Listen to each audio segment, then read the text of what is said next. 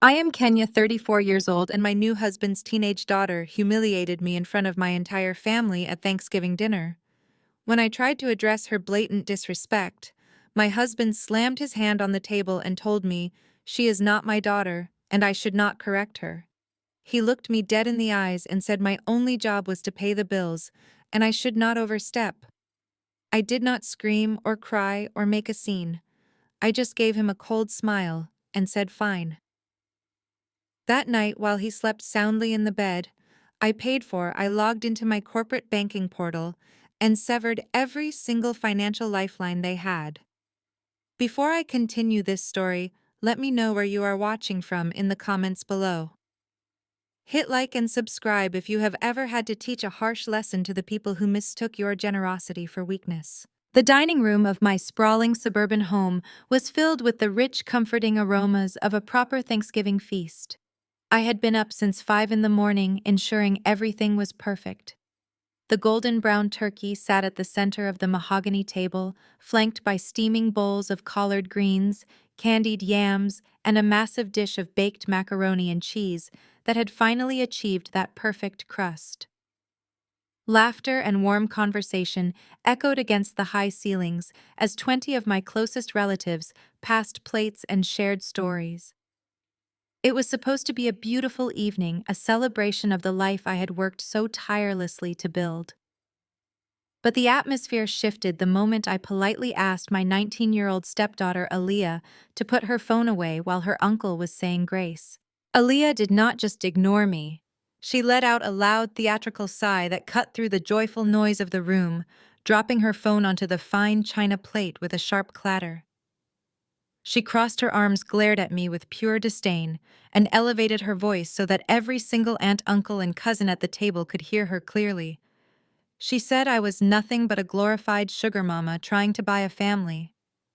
She told me I would never be her real mother, and that the only reason anyone tolerated my presence was because my credit card kept the lights on. The silence that fell over the room was absolute and suffocating. You could hear a pin drop.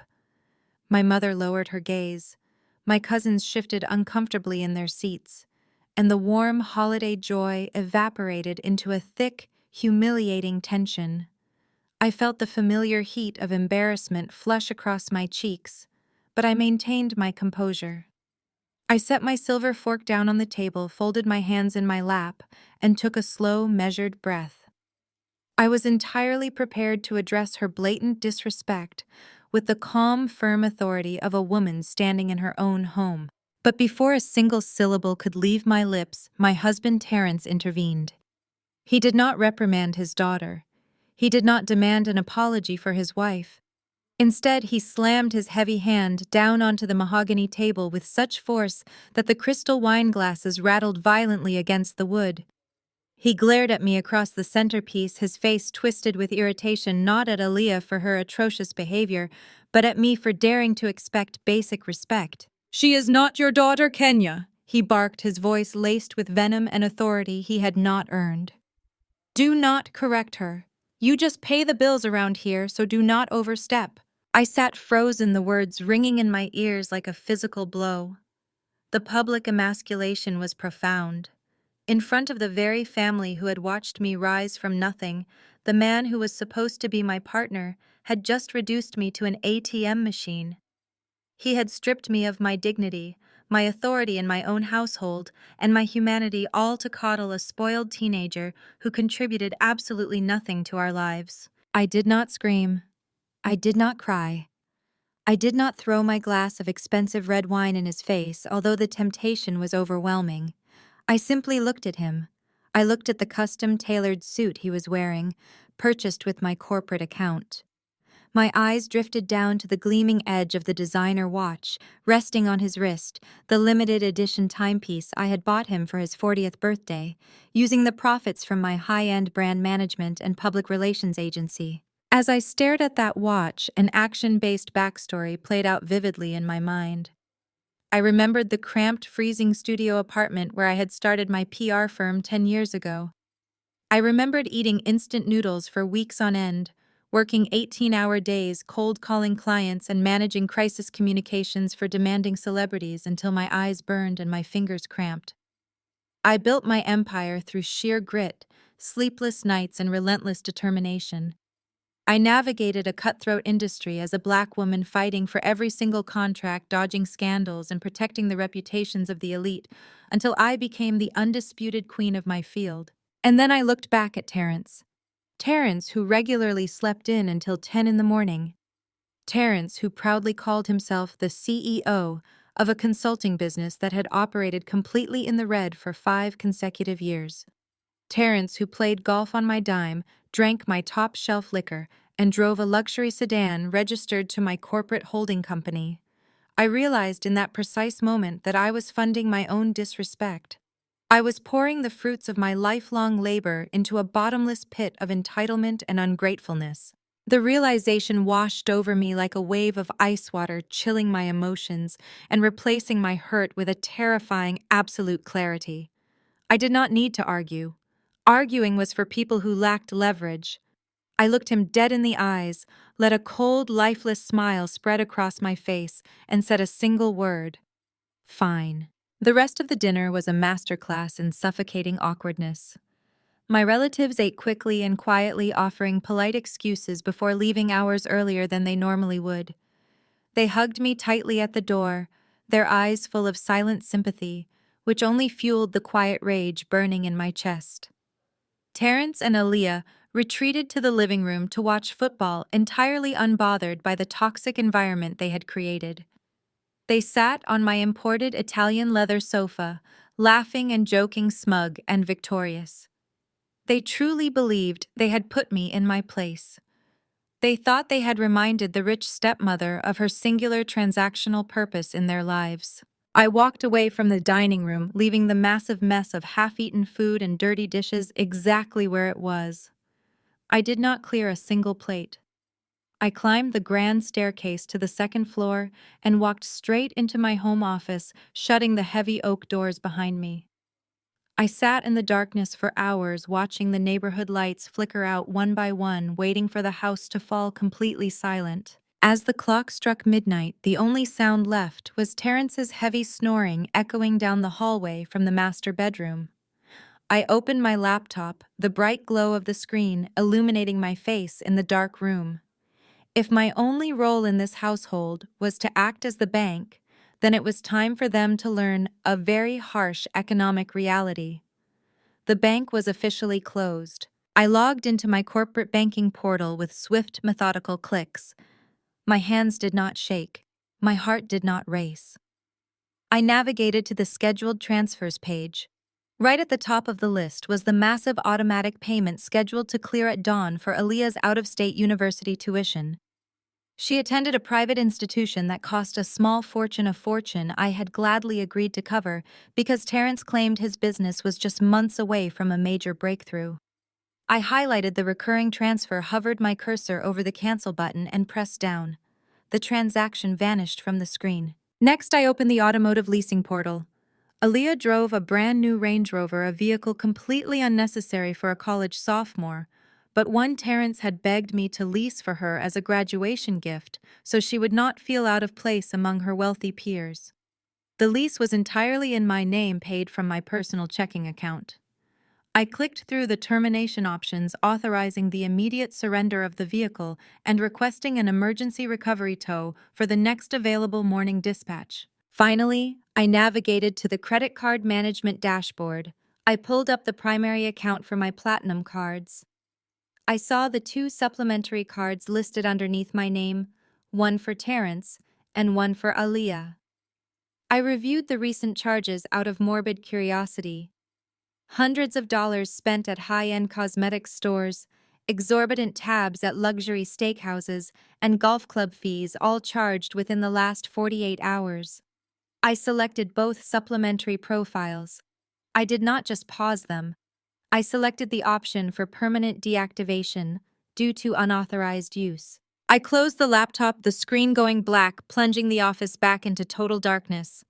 I poured myself a glass of expensive wine, walked to the window, and looked out over the quiet, manicured lawns of my neighborhood. I took a slow sip, tasting the rich, complex notes of the vintage, and felt a profound sense of peace settle over my spirit. I had not screamed, I had not thrown a single item, I had not stooped to their level of emotional volatility, I had simply exercised my power. I walked down the hall and went to sleep in the guest bedroom, ignoring the snoring man who thought he had conquered me. The next morning, I woke up early, dressed in a sleek designer loungewear set, and went down to the kitchen to prepare my morning matcha latte. The house was perfectly peaceful. The sun was just beginning to rise, casting a soft golden light across the marble countertops. I stood by the kitchen island, sipping my warm drink, listening to the gentle hum of the refrigerator. Then the piercing mechanical sound of a heavy-duty tow truck backing into my driveway shattered the suburban peace. The loud beeping echoed through the neighborhood, followed by the clanking of heavy metal chains. I took another slow, deliberate sip of my latte, a genuine smile finally reaching my eyes. The morning panic was about to begin, and I had a front-row seat to the show. The heavy oak doors of my home office shut tight against the disrespect lingering in the rest of my house.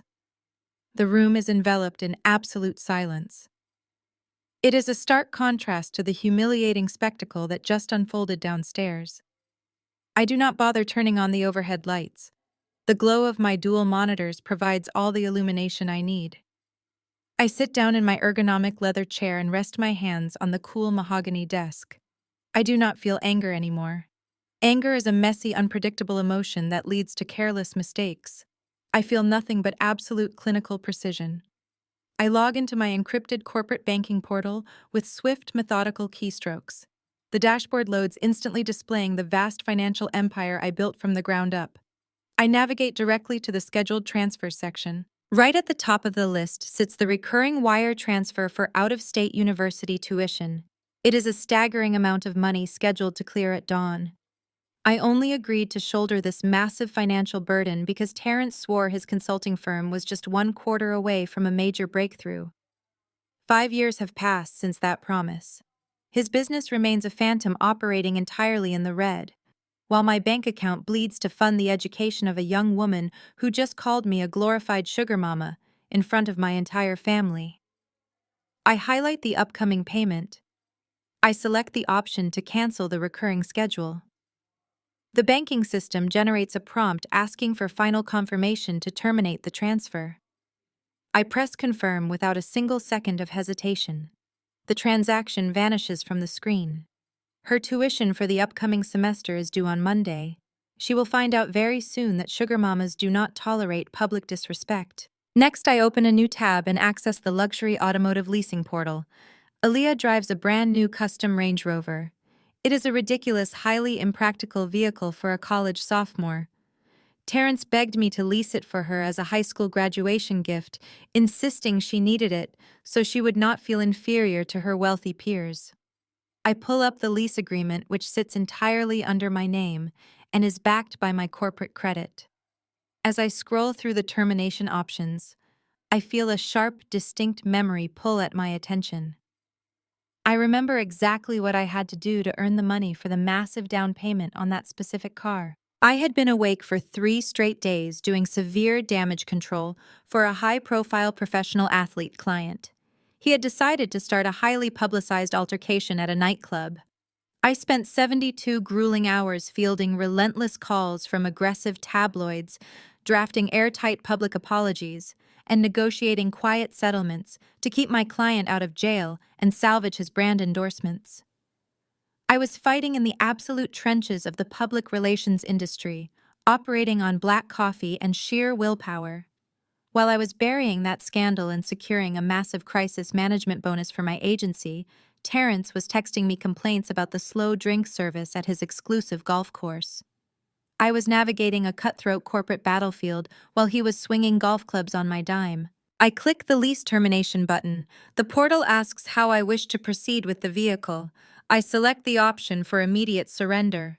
I do not stop there. I authorize an emergency recovery dispatch. I check the box that allows the repossession company to retrieve the vehicle at their earliest possible convenience, acknowledging the expedited service fee. It is the best money I have spent all year. Finally, I move to the credit card management dashboard. I open the primary account for my corporate platinum cards. Two supplementary profiles sit directly beneath my name. One belongs to Terrence, and one belongs to Aaliyah. I open their recent transaction history out of morbid curiosity. The sheer magnitude of their entitlement makes me scoff out loud in the empty room. Aaliyah charged $800 at a luxury cosmetics boutique just yesterday afternoon. Terrence expensed a $2,000 dinner at a high-end steakhouse, claiming it was a necessary networking expense for his non-existent clients. He also paid his monthly country club dues and bought custom-tailored shirts. All of this was charged to the woman they just humiliated and silenced at the Thanksgiving table. I select both supplementary profiles. The banking system gives me the option to temporarily freeze the accounts for review. I bypass that temporary option entirely. I choose permanent deactivation. When the security prompt asks for a specific reason for the account closure, I type 2 words: unauthorized use. I hit submit. The status indicator on both of their cards immediately turns red and clearly reads closed. I close my laptop. The dual screens go dark, plunging the office back into total blackness. I stand up and walk over to my private bar cart tucked in the corner of the room. I pour myself a glass of a very rare vintage red wine. I take a slow, deliberate sip, letting the complex flavors wash over my tongue. I did not raise my voice tonight. I did not throw expensive plates or cause a dramatic scene for my relatives to gossip about. I simply exercised the absolute financial power I hold over their entire existence. I leave my office and walk down the quiet hallway to the guest suite. I bypass the master bedroom completely, where Terrence is snoring loudly. He is sleeping deeply, completely oblivious to the fact that his entire financial reality has just been systematically erased. I slide into the cool silk sheets of the guest bed and fall into the deepest, most peaceful sleep I have had in 5 years. The next morning arrives crisp and bright. I wake up early, feeling completely refreshed and unburdened. I slip into a sleek designer loungewear set. I walk down the grand staircase and step into my pristine kitchen. The early morning sunlight streams through the floor-to-ceiling windows, reflecting beautifully off the marble countertops. The house is perfectly quiet. It is the specific kind of heavy quiet that always precedes a massive storm. I stand at the kitchen island, calmly whisking my morning matcha latte. The warm green liquid smells earthy and soothing. I take a slow sip, savoring the quiet morning. Then the heavy mechanical roar of a commercial diesel engine backing up shatters the quiet suburban peace. The loud, repetitive beeping of a reversing truck echoes through the affluent neighborhood. I hear the harsh, aggressive clanking of heavy metal chains hitting the pavement right outside my front door. I take another slow sip of my matcha latte and let a genuine smile touch my eyes. The bank is officially closed, and the collection agency has arrived. The heavy thud of frantic footsteps pounding against the imported hardwood staircase vibrates through the ceiling. Aaliyah bursts into the pristine kitchen looking like a walking disaster. She is wearing the custom silk pajamas I bought her for her birthday, with her satin sleep bonnet slipping precariously off the back of her head. Her phone is clutched in her manicured hand like a lifeline, and her chest is heaving as she gasps for air. She practically throws herself against the floor-to-ceiling windows, staring out at the driveway in absolute horror. The repossession agent is securing the front axles of her pristine white Range Rover with heavy steel chains. Aaliyah spins around to face me. Her eyes are wide with a mixture of sheer panic and the ingrained entitlement I have tolerated for far too long. She demands to know what is happening. She screams at me to go outside right this second and fix my credit card. She assumes this is a banking error. She actually expects me to walk out of my own home in my designer slippers and yell at a working-class man who is simply doing his job just to save her face. She tells me to call the dealership and yell at the manager for embarrassing her in front of the entire neighborhood. I do not even lift my gaze from the glowing screen of my iPad. I slowly swipe to the next page of my digital marketing brief, analyzing the quarterly metrics for a new cosmetics client. I take another measured sip of my warm matcha latte, letting the earthy flavor settle on my tongue. I tell her in a voice as smooth and calm as glass that I am not going outside, and I am certainly not making any phone calls. I remind her that I am simply doing exactly what her father instructed me to do less than 12 hours ago. I am not overstepping my boundaries.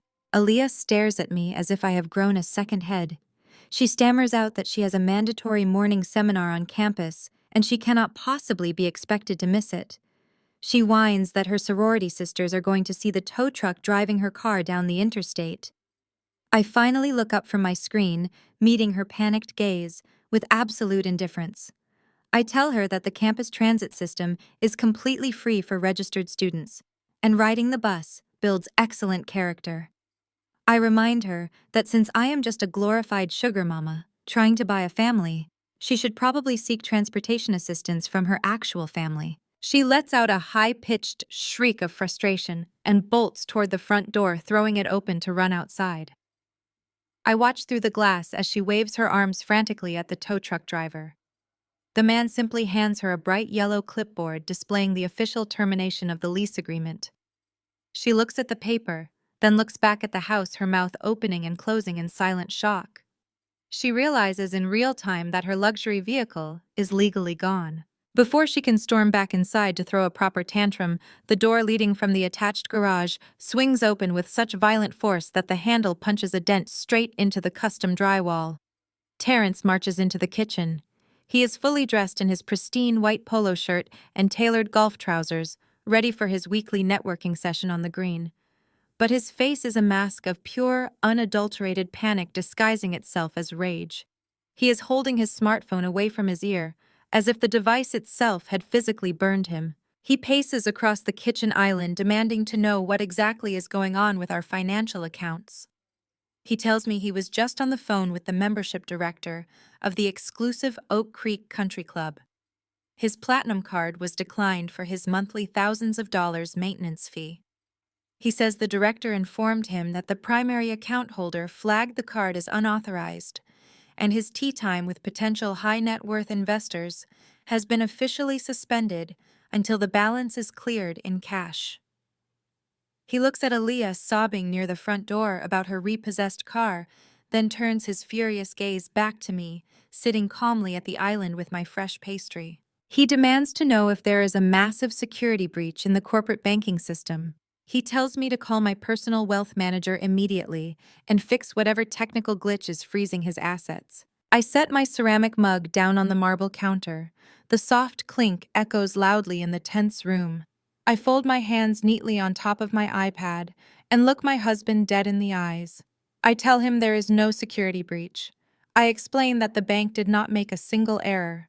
I tell him the only glitch in this entire household was his audacious belief that he could publicly humiliate the woman, underwriting his entire luxury lifestyle, and expect the direct deposits to continue flowing without interruption. Terrence freezes. The color begins to drain from his face as the reality of my words sinks into his brain. He tries to puff out his chest, attempting to use his physical size and his deep, authoritative voice to command the room. He tells me I am being petty and emotional. He orders me to unlock the accounts right now before I cause irreparable damage to his professional reputation. I do not flinch. In the high-stakes world of crisis public relations, I eat arrogant, demanding men for breakfast. I smile at him, feeling nothing but absolute pity for the man I married. I remind him of his exact words at the Thanksgiving table. He told me in front of my own blood relatives that my only purpose was to pay the bills. He told me I was not Aaliyah's mother, and I had no right to demand respect in exchange for my generosity. I tell him that I have simply accepted his terms and conditions. The bill payer has officially resigned from her position. I suggest that since he is the man of the house and the brilliant CEO of his own consulting firm, he should have no problem logging into his own banking portal to pay for his daughter's out-of-state university tuition. I remind him that her semester balance is due on Monday morning. I watch the absolute terror flash behind his eyes, because we both know his business generates zero actual revenue. We both know he does not have the liquid capital to pay for a tank of gas right now, let alone a $40,000 tuition bill. His masculine pride shatters right there in the middle of the kitchen in full view of his crying daughter. His face flushes, turning a deep, violent shade of purple. The thick veins in his neck pop against his white collar. He realizes I am not playing a temporary game to teach him a lesson. He realizes I have systematically dismantled his entire world. He steps closer to the kitchen island, leaning over the marble surface to invade my personal space. He drops the calm, collected husband act and goes straight for the throat.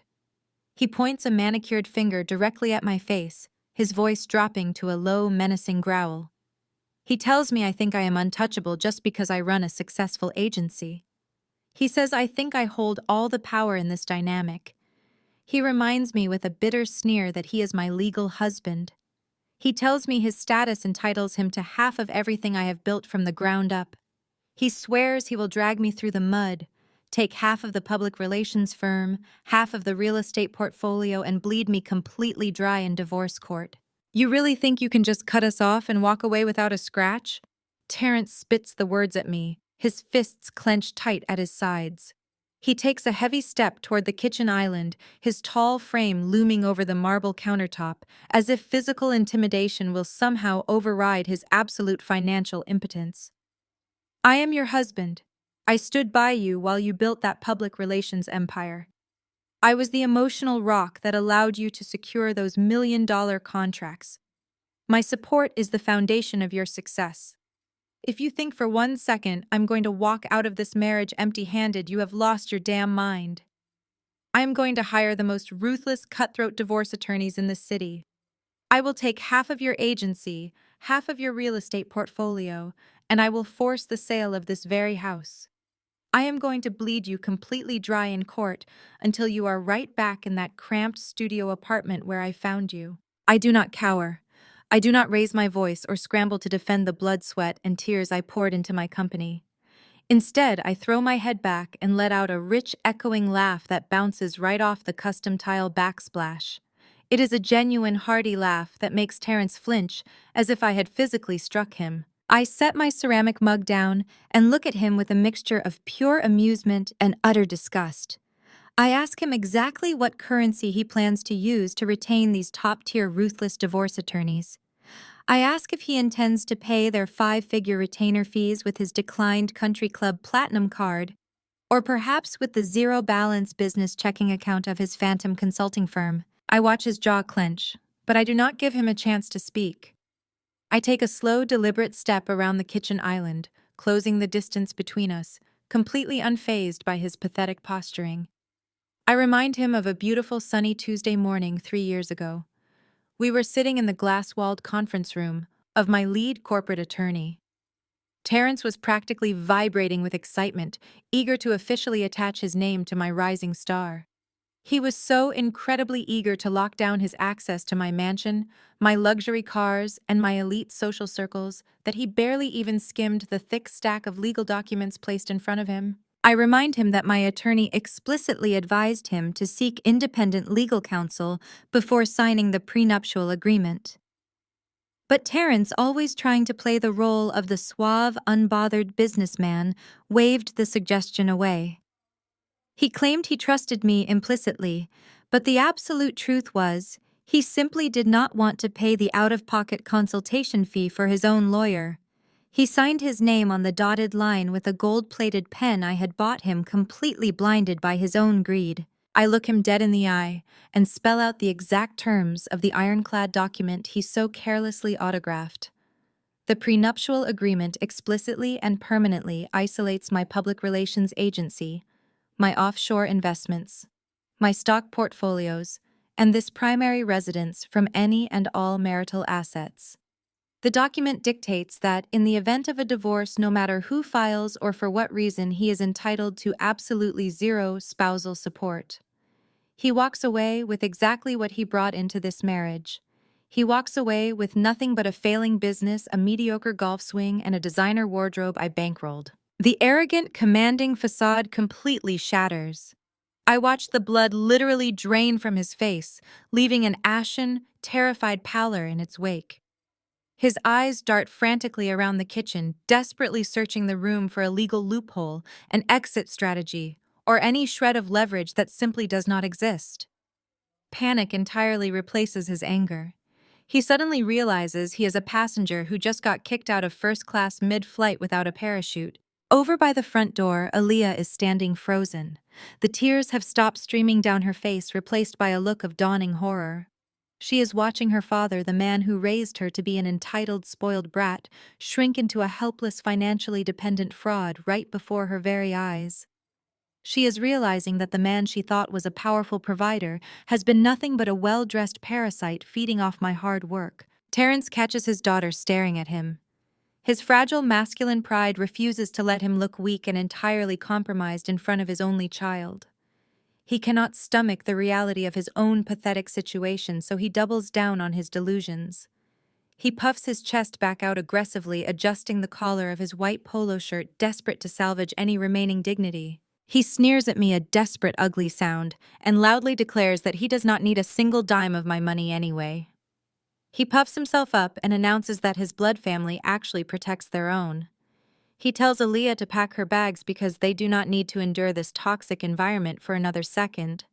He proudly proclaims that he will simply call his older brother Jamal. According to Terrence, Jamal and his white wife Sarah are swimming in cash.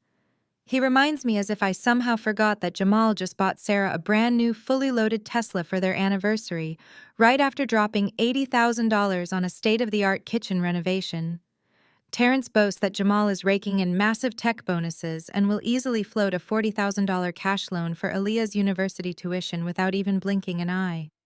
He says Jamal will gladly help him secure a top-tier legal team just to watch me fall from my pedestal. I lean back against the cool marble of the countertop and cross my arms. A slow, dangerous smirk spreads across my lips. I let him ramble, letting him dig his own grave deeper with every boastful word. He actually believes the illusion his brother projects to the world. He genuinely thinks Sarah's flawless, Instagram-perfect suburban lifestyle is funded by Jamal's hard work and corporate success. I know the dark, humiliating truth about Jamal's bank accounts. I know exactly whose signature is on the bottom line of the financing agreement for that shiny new Tesla. I know the deeply buried, pathetic secret about how that kitchen renovation was actually funded. Before I can even formulate the perfect verbal strike to dismantle his pathetic delusion, the sharp, piercing chime of the front gate security buzzer interrupts the tense silence of the kitchen. It is immediately followed by aggressive, rapid pounding on my custom oak front doors. Through the decorative frosted glass panels, I can clearly see two angry silhouettes pacing furiously on my front porch. Right on cue, it is Jamal and Sarah, and by the heavy, frantic way they are hammering their fists against my door, it is obvious they are ready to storm the castle. I swing the heavy front door open before Jamal can hammer his fist against the wood a third time. Terrence stands right behind me in the foyer, his chest immediately puffing out as his reinforcements arrive. Jamal steps onto the threshold looking incredibly tense, his eyes darting nervously to the floor, but he is swiftly bypassed by his wife. Sarah marches past me straight into my grand foyer without waiting for an invitation. She drops her designer tote bag onto my pristine entryway bench and crosses her arms. She is wearing her usual uniform of performative, affluent liberalism, complete with a beige cashmere sweater and an expression of profound, condescending concern. Sarah does not even bother saying good morning or asking for my side of the story. She launches directly into a highly rehearsed, deeply patronizing monologue. She lowers her voice an octave, adopting the soothing, measured tone of an expensive therapist dealing with an unruly patient. She tells me that Terrence called them in absolute distress this morning. She says that while she understands blending families can be a highly triggering experience, I am reacting with disproportionate hostility to a normal teenage phase. She actually uses the word triggering as if my financial boundaries are a psychological defect. I stand perfectly still, letting the heavy oak door click shut behind them, sealing them all inside my house. Sarah starts pacing my foyer, waving her hands to emphasize her points. She decides this is the perfect moment to educate me, a self-made Black woman, on the sociological nuances of wealth management and modern family dynamics. She tells me that stepping into the role of a Black mother figure requires infinite grace and profound patience, especially when dealing with generational divides. She explains that cutting off a 19-year-old girl's financial resources over a simple Thanksgiving disagreement is textbook toxic behavior. She claims Aaliyah's prefrontal cortex is still developing, which means I should be holding space for her emotional outbursts rather than retaliating with financial abuse. The sheer audacity of a white woman standing in my foyer lecturing me on Black motherhood makes my blood run freezing cold. Terrence crosses his arms and nods along with his sister-in-law, looking incredibly smug. Aaliyah creeps out from the kitchen hallway, wiping her dramatic tear-stained cheeks, suddenly emboldened by Sarah's aggressive advocacy. Jamal remains standing awkwardly near the coat rack, looking like a man who desperately wants to melt into the floorboards. But he says absolutely nothing to stop his wife from crossing every conceivable line of respect. Sarah takes my silence as a sign of submission. She steps closer to me, tilting her head with a look of faux sympathy that makes my skin crawl. She lowers her voice even further, leaning in, as if she is delivering a hard but necessary truth to a misguided child. She tells me she knows I have worked hard for my public relations agency, but I need to be very careful about the optics of my current behavior. She says Terrence is a proud Black man who deserves to lead his household without feeling financially emasculated. Then she looks me dead in the eye and tells me I am falling directly into the stereotype of the angry, bitter Black woman. She says I am letting my unhealed trauma destroy a beautiful family unit, and if I do not immediately reinstate the college tuition and buy Aaliyah a replacement vehicle, I will end up completely alone. I do not interrupt her. I do not raise my voice, and I certainly do not give her the satisfaction of seeing me look angry or bitter. I just stand there observing her with the clinical detachment of a scientist watching a lab rat run blindly into a maze with no exit. As Sarah runs out of breath, I look down at her hands. Dangling from her index finger is the sleek matte black key fob to her brand new Tesla. That key fob triggers a highly specific, infuriating memory. I remember sitting at the family barbecue just last summer. Sarah had cornered me near the patio, practically shoving her phone in my face to show off photos of her massive $80,000 kitchen renovation. She had bragged loudly to the entire family about the imported Italian marble countertops, the custom cabinetry, and the luxury electric vehicle she had just purchased in cash. She had proudly announced that her husband Jamal had received a massive, unprecedented tech bonus from his Silicon Valley employer. She had looked at me with that same condescending smirk, implying that Terrence and Jamal were equally successful providers, and that I was foolish for working such long hours at my agency when I could just lean on a husband like she did. What Sarah did not know, and what Jamal was currently sweating through his shirt to hide, was that there was never any Silicon Valley tech bonus. I remember the exact night Terrence came into my home office practically in tears, begging me for a massive, silent bailout loan. Jamal had mismanaged his funds so terribly that he was facing imminent federal bankruptcy and the total foreclosure of their suburban home. Terrence had pleaded with me to save his brother's pride. I was the one who authorized the massive wire transfer from my private offshore account to a dummy LLC so Jamal could pass the money off to his wife as a corporate bonus. I funded the Tesla. I paid for the Italian marble. I kept a roof over the head of the woman currently standing in my foyer, calling me a bitter stereotype. I let Sarah finish her entire patronizing speech. The foyer falls into a thick, expectant silence. Terrence is grinning, waiting for me to apologize and surrender my credit cards. Aaliyah is practically glowing. Jamal looks absolutely nauseous. They all think Sarah just put me in my place. They think the wealthy sister-in-law just successfully shamed me into reopening my bank accounts. I do not offer a single word of defense. I do not justify my choices or explain the blatant disrespect I endured at the dinner table. Instead, I turn my back on Sarah and walk with slow, deliberate steps over to the custom mahogany entryway console against the far wall. I pull open the heavy center drawer. The smooth glide of the metal tracks is the only sound in the room. I reach inside and pull out a sleek black leather-bound financial ledger. It is thick, heavy, and filled with highly confidential bank statements, wire transfer receipts, and notarized loan agreements bearing Jamal's frantic signature. I turn back to face the group holding the ledger comfortably in one hand. I look past Terrence, whose smug smile is beginning to falter. I look past Aaliyah, who suddenly looks unsure. I lock my eyes directly onto Sarah's pale, confident face. I let a cold, calculated smile spread across my lips, completely destroying the narrative she just tried to spin about my unchecked emotions. I tell her that I completely agree with her assessment. I say we absolutely need to have a very open, very honest conversation about family dynamics and unhealed wounds. Let us talk about trauma, Sarah, I say, my voice echoing sharply off the high ceilings, ringing with absolute authority, specifically financial trauma. I flip the heavy black ledger open. I spin the heavy black ledger around so it faces Sarah directly. I tap my perfectly manicured fingernail against a specific highlighted line item dated exactly 14 months ago. I watch Sarah's eyes dart down to the page. She reads the exact dollar amount printed in stark black ink. It is $150,000 transferred from my offshore corporate holding account to a dummy limited liability company registered entirely under Jamal's name. I tell Sarah to look very closely at the memo line attached to the wire transfer.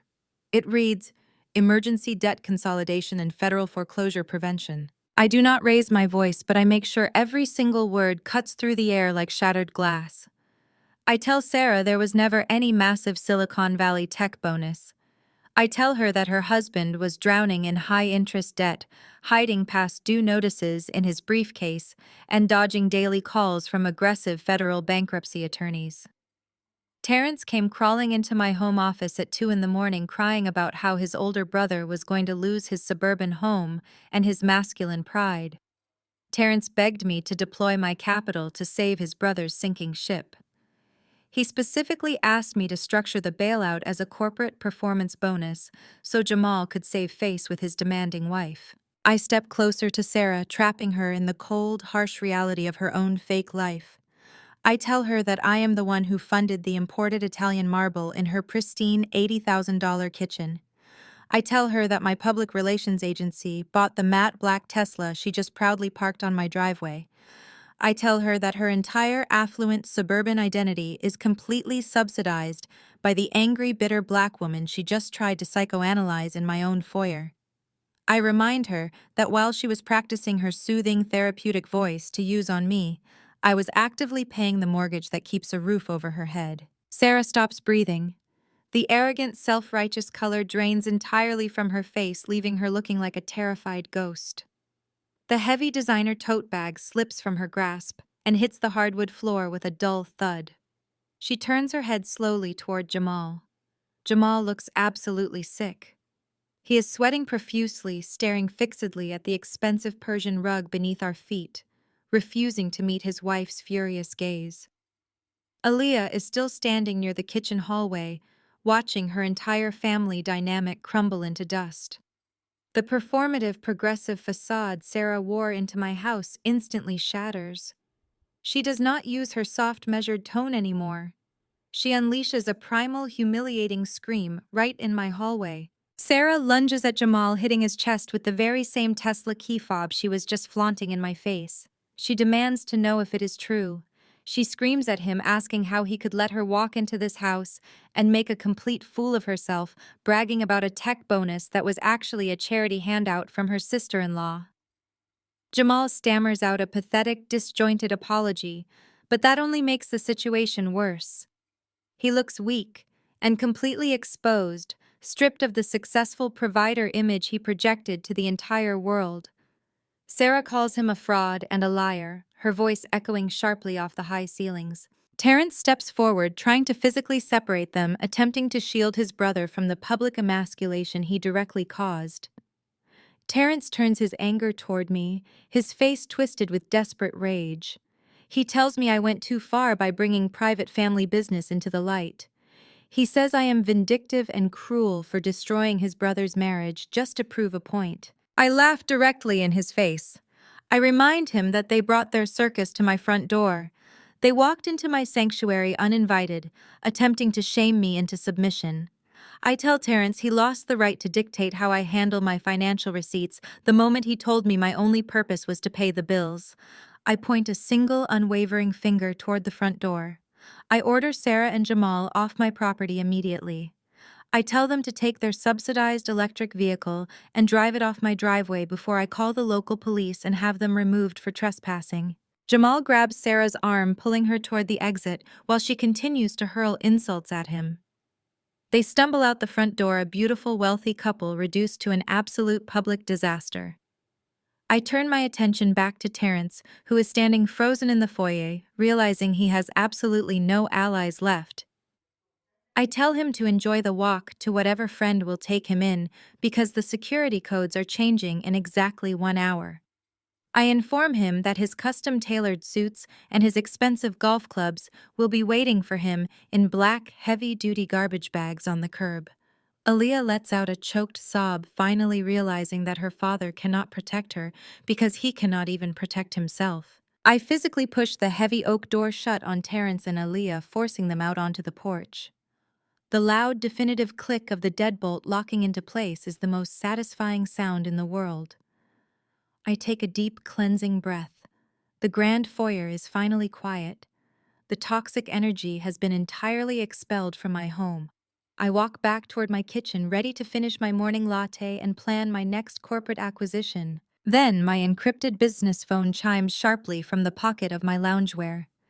It is a highly classified, urgent priority notification from David, my lead forensic accountant. I hired David specifically for his ruthless attention to detail and his ability to track hidden assets across global markets. I swipe open the secure message, expecting a simple confirmation that the credit accounts have been successfully terminated.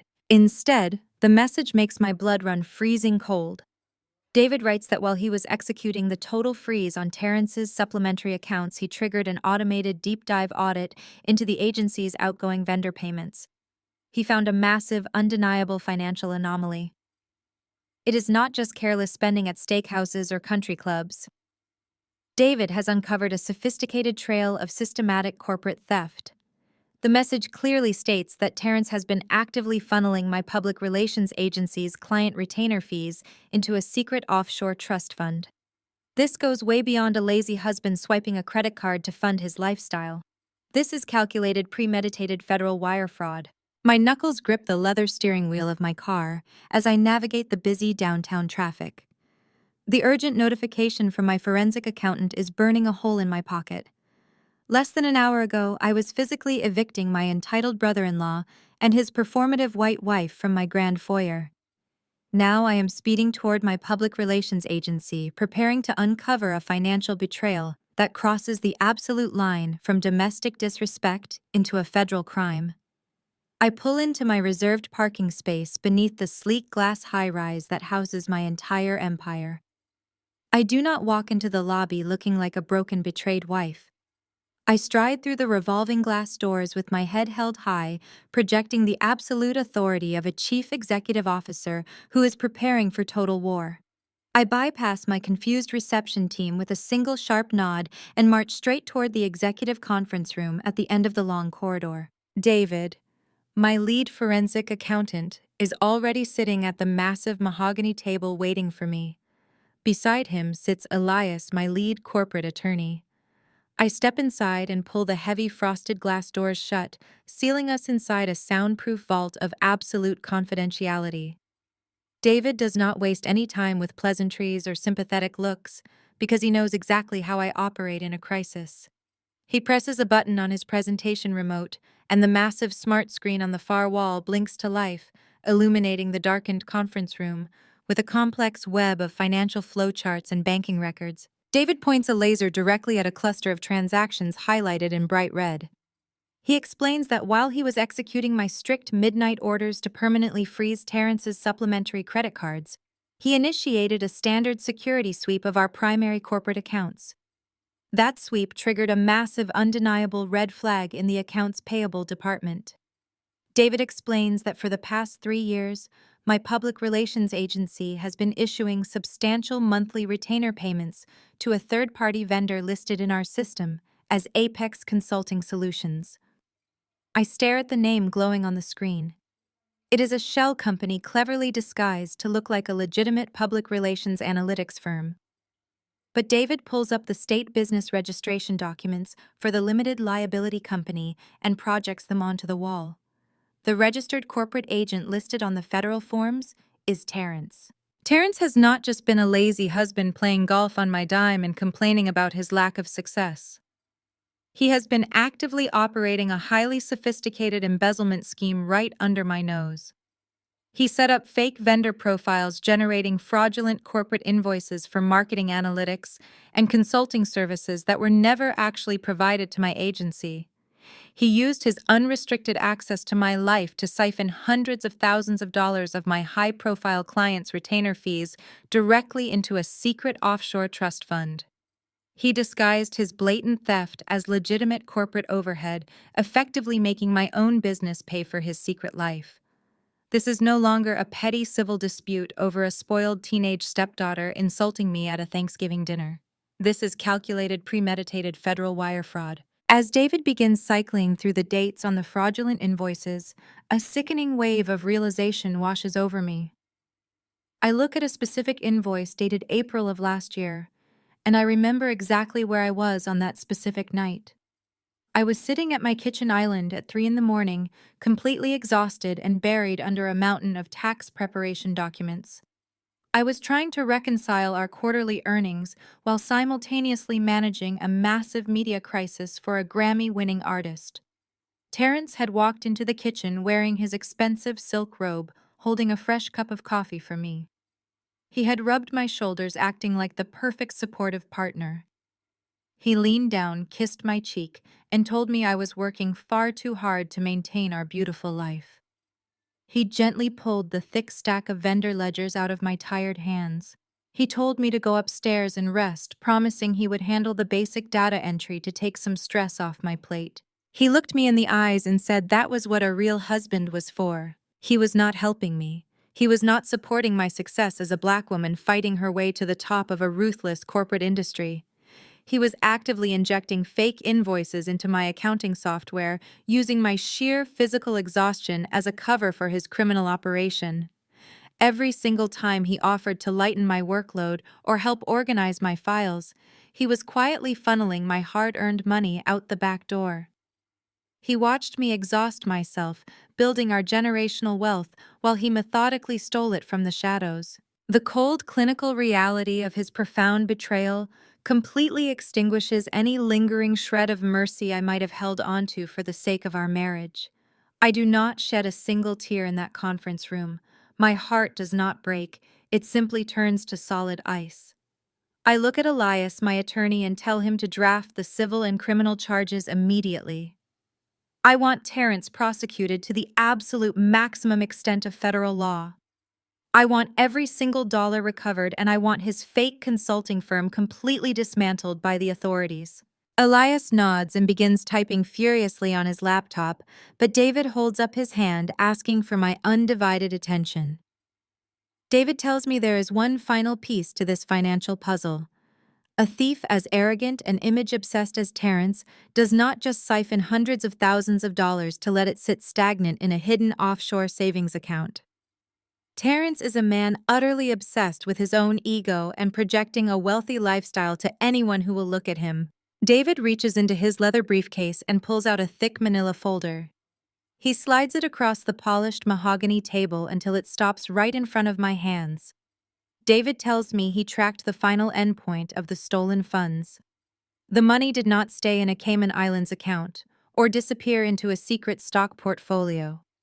The money was being routed every single month to a domestic real estate holding firm. I open the manila folder and stare at the official property deeds and banking wire receipts stacked inside. Terrence has been using my stolen money to pay the exorbitant mortgage on a multi-million-dollar luxury penthouse sitting right here in the very center of downtown. I look at the square footage, the premium building amenities, and the prestigious address printed on the legal documents. I know instantly that he is not using that massive penthouse for his failing consulting business. He is hiding something entirely different inside that building. I open the thick manila folder David slides across the polished mahogany table. My eyes immediately lock onto the official property deeds and the stack of wire transfer receipts paperclipped to the inside cover. The address printed in bold black ink at the top of the deed belongs to the Pinnacle. It is the most exclusive residential high-rise building in the entire downtown commercial district. It is an architectural fortress known for its private fingerprint-locked elevators, rooftop infinity pools, and a mandatory round-the-clock concierge service. Terrence is not running a fake consulting firm out of a modest commercial office space. He is not renting a small suite to hide his stolen money. He is hiding a person inside a multi-million-dollar luxury sky mansion. I instruct David to pull up the residential registry and the utility billing statements for that specific penthouse unit. He taps his keyboard with rapid precision.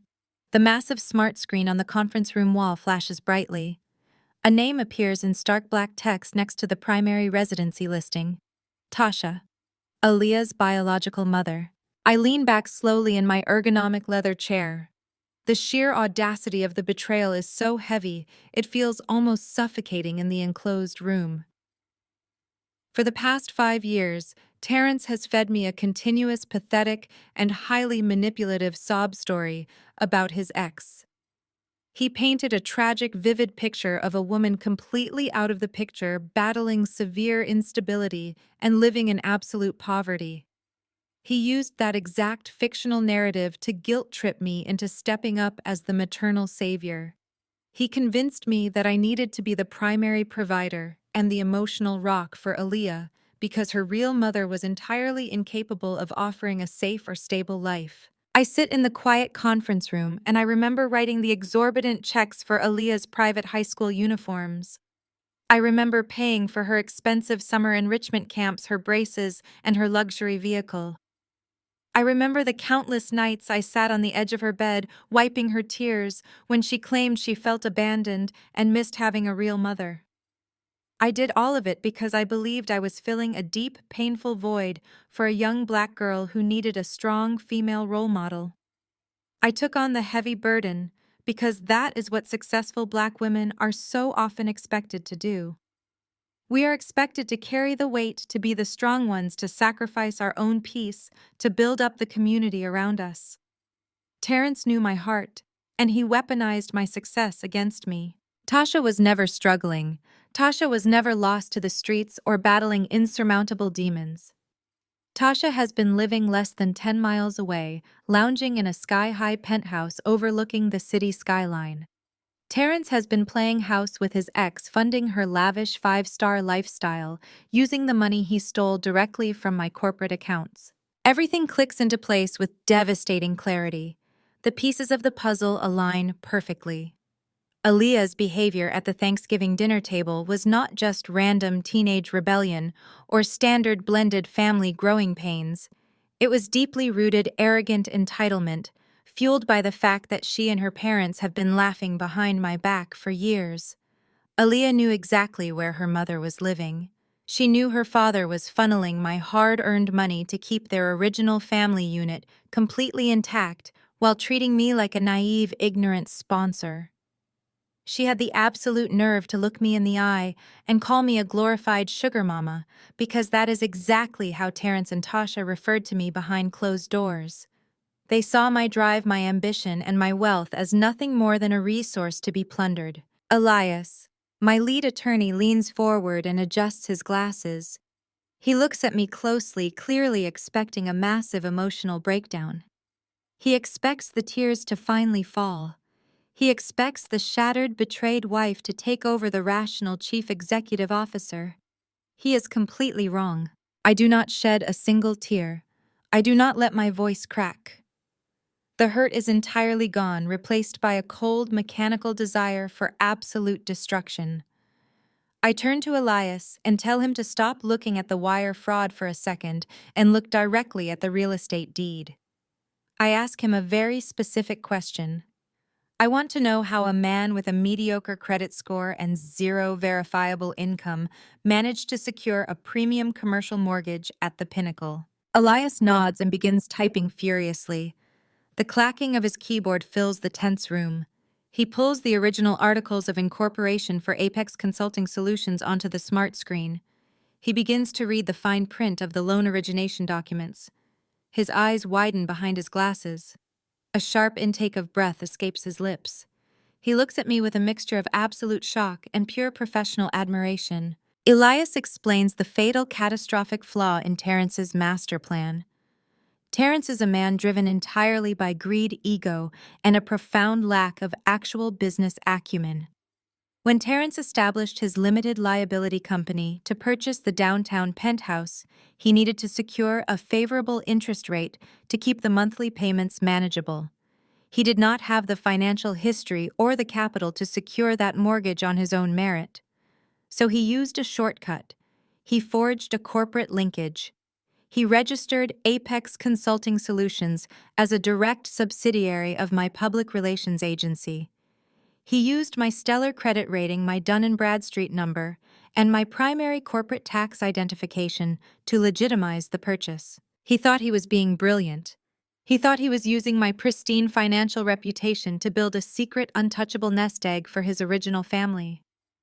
But he completely failed to understand the fundamental laws of corporate asset acquisition and the piercing of the corporate veil. Elias points directly at the screen, highlighting the ownership structure. Because the shell company was formed as a legal subsidiary of my agency, and because Terrence used embezzled corporate funds from the parent company to fund the subsidiary, the parent company has total and absolute claim to the asset. Terrence does not own that multi-million-dollar penthouse. Tasha does not own that penthouse. My public relations firm owns the property. I am the sole proprietor and majority shareholder of the parent company. That means I legally own the roof over Tasha's head. A slow, genuine smile spreads across my face. It is not a smile of joy or relief. It is the smile of a predator that just locked the cage from the inside.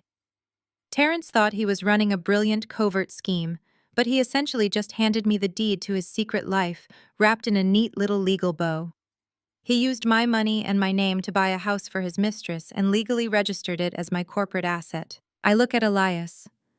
I ask him a very simple, highly tactical legal question. I ask if Tasha has a formalized lease agreement with the parent company. I ask if there is any documentation whatsoever granting her tenancy rights. Elias shakes his head immediately. He confirms there is no lease, no rental agreement, and no legal documentation granting her permission to occupy corporate property. She is not a tenant. She is legally classified as an unauthorized occupant trespassing on commercial real estate. I stand up from the heavy mahogany table. I smooth down the front of my designer loungewear. I feel 10 feet tall. I instruct my legal team to bypass all standard warnings and professional courtesies. I tell Elias not to send a polite notice or a standard 30-day request to vacate. I order him to immediately draft a 24-hour emergency eviction notice for illegal squatting on commercial property. I tell them I want the full force of the law brought down on that penthouse. I want the local sheriff's department involved. I want the building concierge notified that unauthorized individuals are occupying a corporate suite. I want the process servers dispatched to that penthouse before the sun goes down today. Tasha has been living a 5-star life on my dime, sleeping on imported sheets and drinking champagne, while letting her daughter disrespect me in my own dining room. The free ride ends today. I am officially her landlord, and I am terminating her residency effective immediately.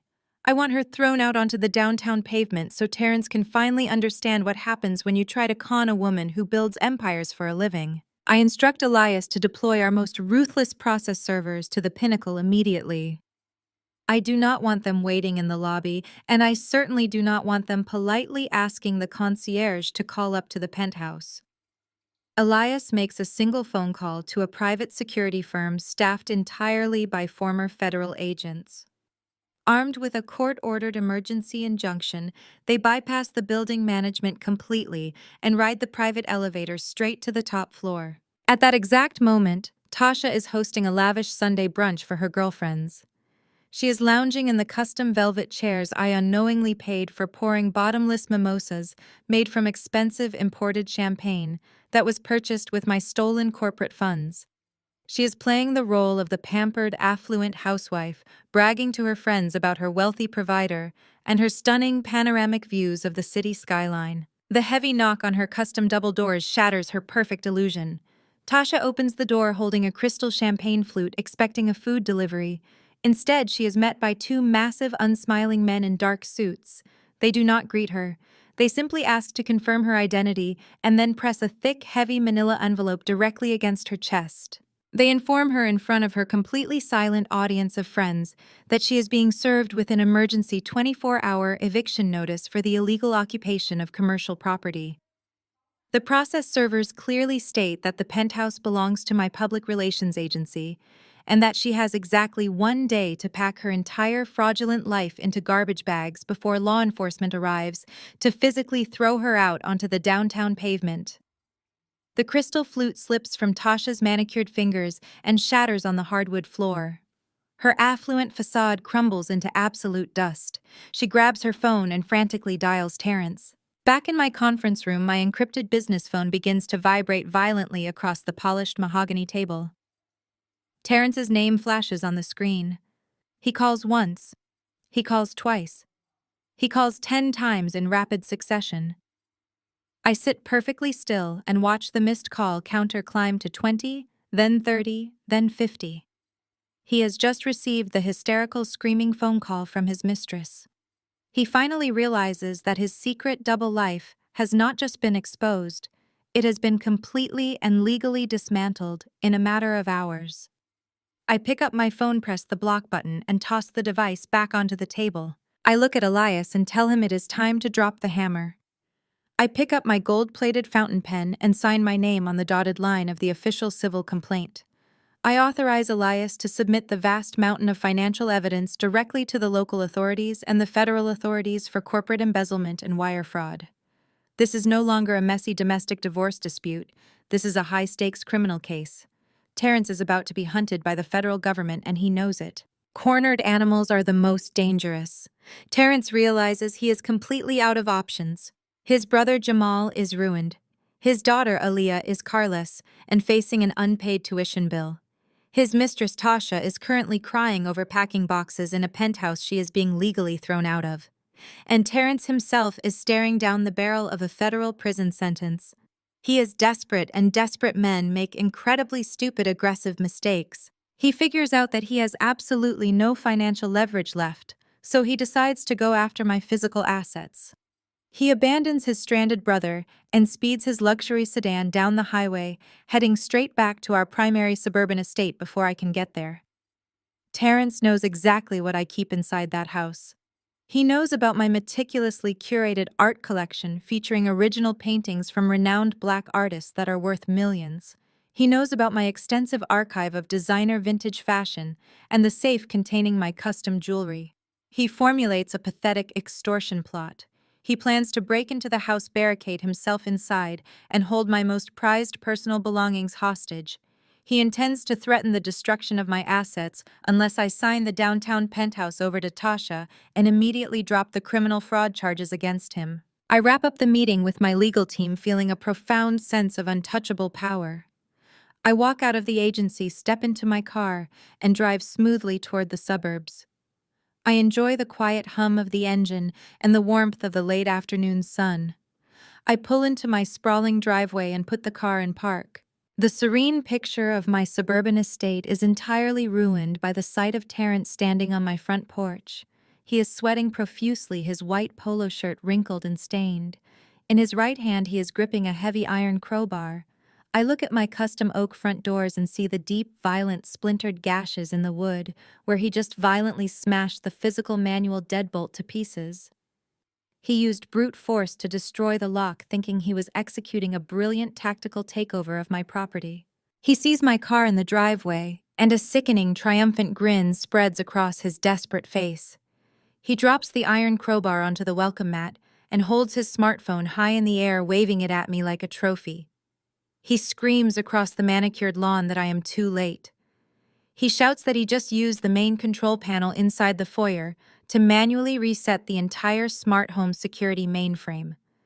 He gloats that he has changed every single access code, every digital key, and every alarm password.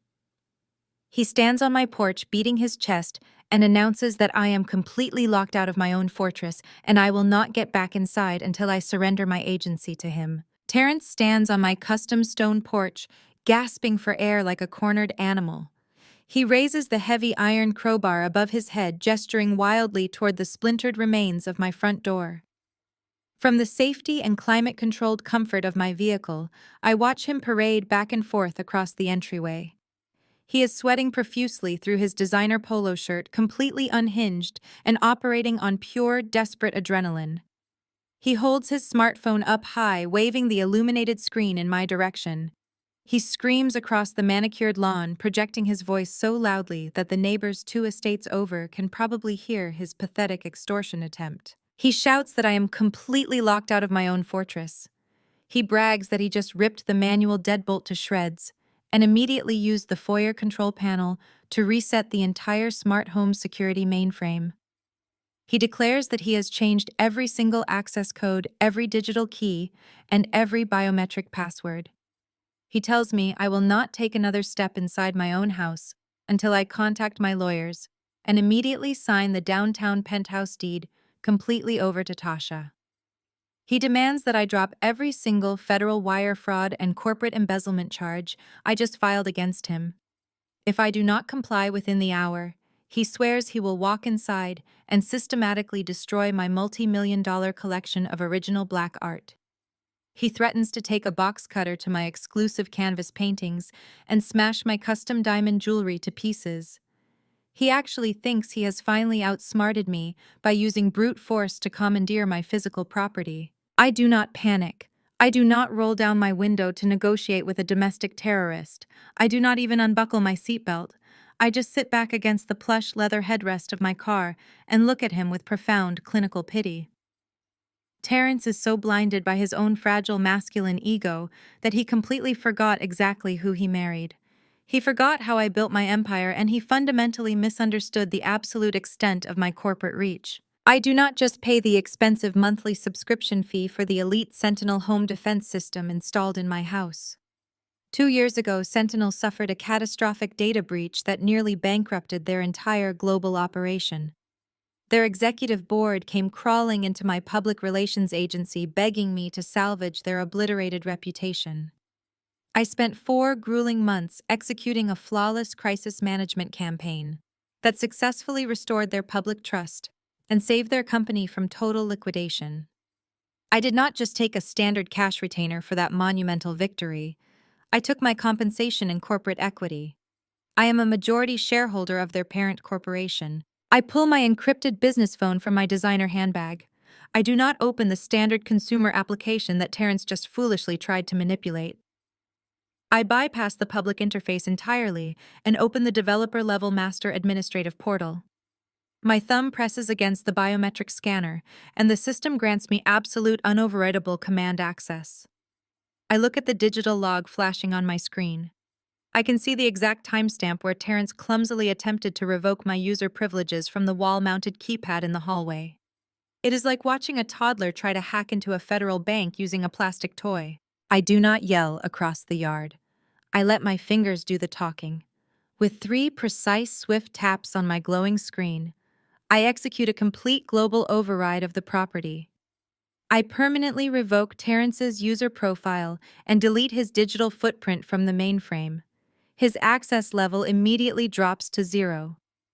Then I navigate to the Emergency Protocols menu. I select the option labeled Total Lockdown and I press Confirm.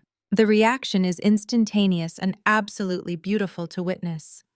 A loud, authoritative mechanical siren blares from the exterior speakers, hidden seamlessly under the eaves of my roof.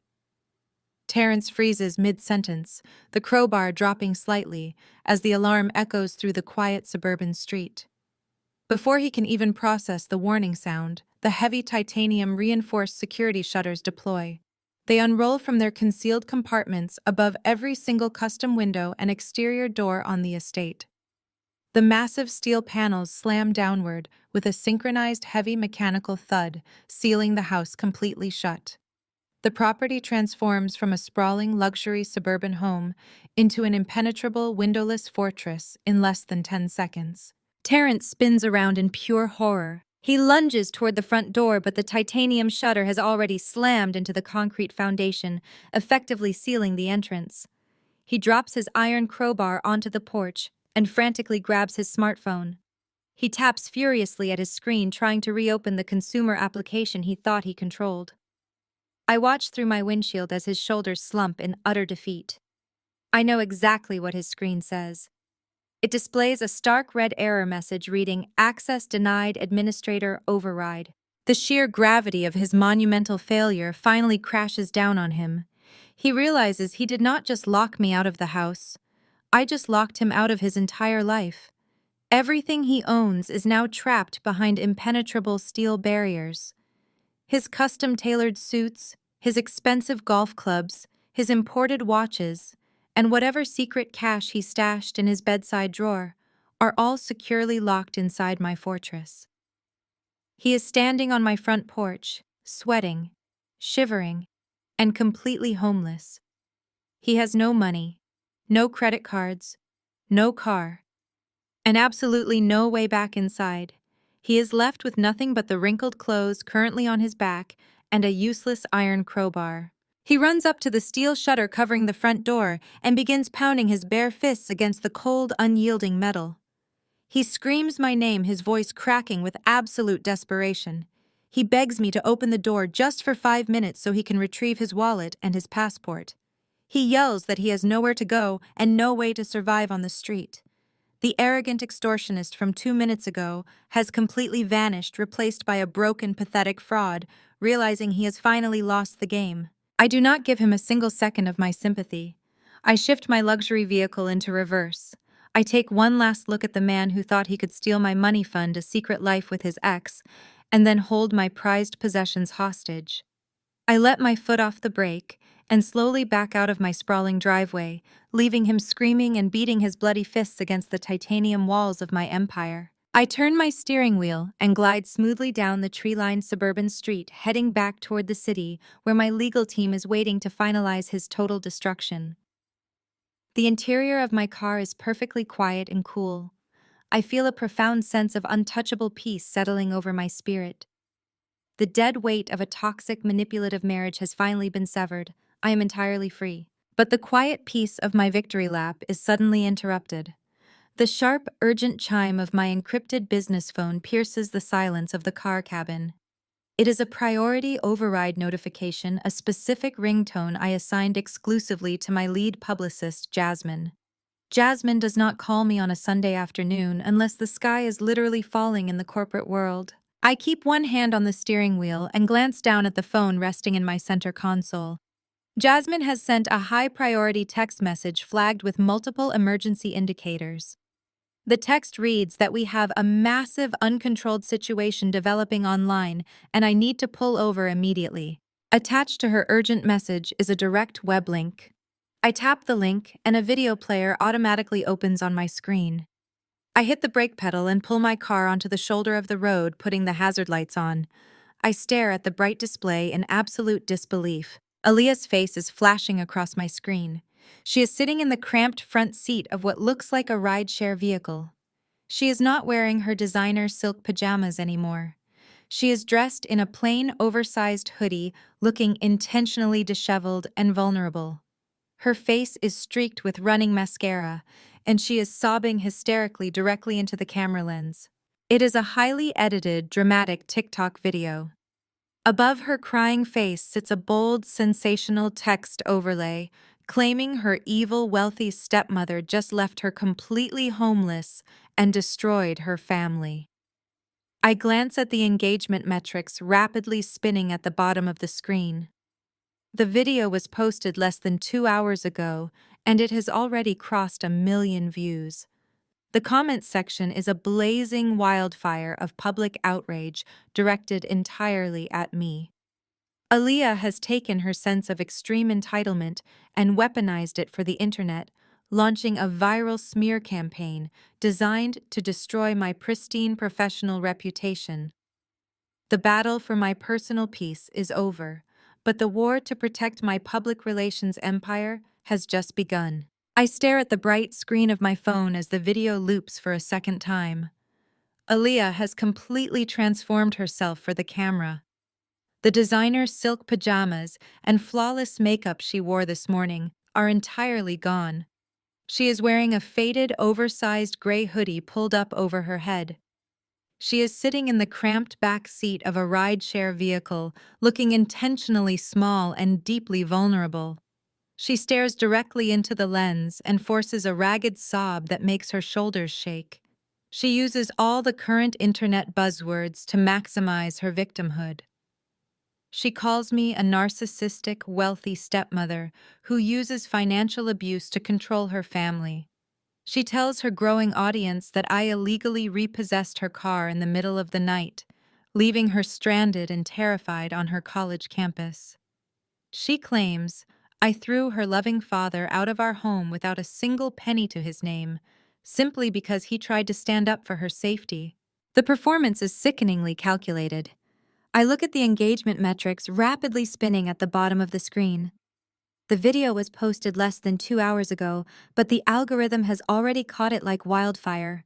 It has crossed 2 million views, and the numbers are climbing by the second. The comment section is an absolute nightmare of public outrage. Thousands of strangers are calling for my total destruction. They are demanding to know my name, my business, and my location.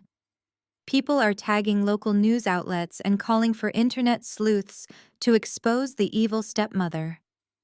Aaliyah has taken the arrogant entitlement she learned from her father and weaponized it for the internet. She is launching a viral smear campaign designed to completely obliterate my pristine professional reputation. The battle for my personal peace is over, but the war to protect my public relations empire has just begun. My phone screen flashes violently with an incoming call overriding the video playback. It is not a family member or a nosy neighbor. It is one of my highest-grossing celebrity clients. She is a platinum-selling recording artist who is currently in the middle of negotiating a massive family-friendly endorsement deal with a major retail corporation. I answer the call, keeping my voice perfectly level. She is panicking. She tells me that the internet detectives on social media have already linked Aaliyah's viral video directly to my public relations agency. The court of public opinion is actively compiling a list of my celebrity clients and demanding they drop me as their representation immediately. My client asks me if she needs to release a statement distancing herself from my firm to protect her upcoming endorsement deal. I do not let her fear dictate my response. I tell her to take a deep breath and do absolutely nothing. I assure her that this is a fabricated extortion attempt by a disgruntled ex-husband and his financially cut-off teenager. I promise her that the entire situation will be completely neutralized before the stock market closes today. I hang up the phone just as a second call comes in from a top-tier actor I represent. He is equally terrified about the optics of being associated with a woman accused of financial abuse. I handle him with the exact same ruthless calm. I project absolute authority, ensuring my clients that their crisis manager is not currently in a crisis. I am in control of the narrative. Yes. As I end the second call, my inbox chimes with a new email notification. The sender address is a random string of numbers and letters indicating a secure burner account. I open the message and read the short, chilling text. The tone is unmistakably Terrence. He is cowardly hiding behind digital anonymity, but his demands are crystal clear. The email states that the viral video is just a small taste of the damage they can inflict on my life. Terrence lays out his extortion terms plainly. He demands that I immediately unfreeze his banking accounts, reinstate the platinum credit cards, and formally transfer the deed of the downtown penthouse over to Tasha. If I refuse to meet his demands within the hour, the email states that Aaliyah will upload a part 2 to her story time. But the second video will not just be about financial cutoffs and towed vehicles. The email threatens that Aaliyah will allege severe physical abuse. She will go on the internet and cry to millions of people claiming I hit her, She will say I left bruises. I sit in the quiet cabin of my car processing the sheer magnitude of his threat. A false allegation of physical abuse from a 19-year-old girl would not just ruin my business. It would trigger a massive criminal investigation. It would destroy everything I have built as a Black woman in a corporate landscape that is already desperate for a reason to tear me down. Terrence actually believes he has outsmarted me. He thinks that because he shared a bed with me for 3 years, he understands exactly how my mind works. He thinks I am going to panic. He expects me to cave under the immense pressure of public humiliation and sign away my multi-million-dollar assets just to make the viral nightmare stop. He completely forgot who he married. I close my eyes and remember the grueling years I spent building my crisis management firm from nothing. I did not get to the top of my industry by playing nice or begging for mercy when things got difficult. I built my empire by meticulously dismantling actual media titans, billionaire executives, and ruthless politicians who tried these exact same extortion tactics on my clients. I destroy false narratives for a living. I annihilate reputations with surgical precision and irrefutable proof. Terrence bringing a teenager with a smartphone to a corporate warfare battle is the biggest mistake of his pathetic life. I put my phone back into my designer handbag. I do not shed a single tear of frustration. I do not record a shaky, emotional selfie video in my car, begging the internet to believe my side of the story. I do not log onto live social media platforms to defend my character against a spoiled teenager throwing a digital temper tantrum. Engaging with her on that level would only validate her lies and elevate her platform. I shift my luxury vehicle into drive and pull smoothly away from the shoulder of the road. I am not driving back to my suburban fortress to hide. I head straight back to the glittering glass high-rise downtown. They think a 19-year-old amateur can outmaneuver the chief executive officer of a premier crisis management firm. I do not post a crying response video. I go strictly corporate. I sit at the head of my custom glass conference table, flanked by Elias and my senior crisis management team. The massive smart screen on the wall displays the rapidly climbing view count of Aaliyah's tearful fabricated video. My phone lines are flashing with inquiries from gossip blogs and celebrity news outlets, desperate for a comment from the evil, wealthy stepmother. They want a messy, emotional reaction. They want me to log on to a live stream and yell, defending my character against a teenager. They are about to be deeply disappointed. I do not do messy and I do not do emotional. I go strictly corporate. I instruct my lead publicist to draft a formal press release to be distributed across all our official verified agency channels. We are not issuing an apology and we are not issuing a defense. We are issuing a comprehensive financial disclosure. David slides a thick stack of printed credit card statements across the table. I take a heavy black marker and methodically redact the account numbers and sensitive personal identifiers. I leave the vendor names, the dates, and the staggering dollar amounts crystal clear. We scan the documents and attach them directly to the press release. The world is about to see exactly what an evil stepmother looks like in black and white. The expense report showcases exactly $150,000 worth of luxury charges made by Aaliyah over the last 12 months alone. I highlight the first-class flights to Cabo for her spring break, the 5-star resort spa days she took with her sorority sisters, and the staggering invoices from high-end European fashion houses. I make sure the timestamp on a specific charge for a $4,000 designer hoodie is perfectly visible because it is the exact same oversized hoodie she is currently wearing in her crying viral video while claiming to be destitute. But I do not stop with the spoiled teenager. A masterclass in public relations requires completely shifting the narrative by providing a much larger, much more devastating scandal. I turn to Elias. I order him to attach the public record of the federal civil complaint we just filed against Terrence for corporate embezzlement. I have him upload the heavily stamped official court documents detailing the hundreds of thousands of dollars Terrence siphoned from my agency. Then, for the absolute final nail in the coffin, I have Elias attach a PDF copy of the 24-hour emergency commercial eviction notice currently being served to Tasha at the downtown luxury penthouse. I review the final draft of the press package. It is cold, factual, and absolutely lethal. I give my lead publicist a single sharp nod. She presses send. The disclosure blasts out to every major news outlet, pop culture blog, and financial publication in the country simultaneously. The internet is a vicious, unpredictable machine, but it absolutely loves a plot twist backed up by undeniable receipts. The pivot is instantaneous and violent. Within 10 minutes, the same millions of people who were demanding my total destruction instantly turned their collective rage directly onto Aaliyah and Terrence. The digital mob completely shifts directions. Social media users and internet detectives begin tearing through the unsealed court documents and the luxury expense reports. They match the dates. They calculate the stolen funds. They expose the sheer magnitude of the fraud for the entire world to see. The comments section under Aaliyah's video transforms into a digital graveyard. People are dragging her relentlessly for sitting in a rideshare vehicle crying about being homeless while wearing a hoodie that costs more than most people's monthly rent. They mock her for weaponizing a fake struggle narrative against a black woman who literally funded her entire lavish existence. They call her an entitled fraud, a scammer, and a willing participant in her father's massive criminal enterprise. The professional fallout is even faster.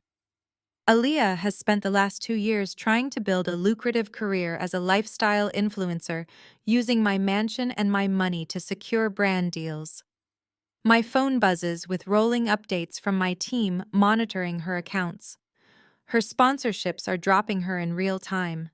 A major fast fashion brand issues a public statement completely severing ties with her.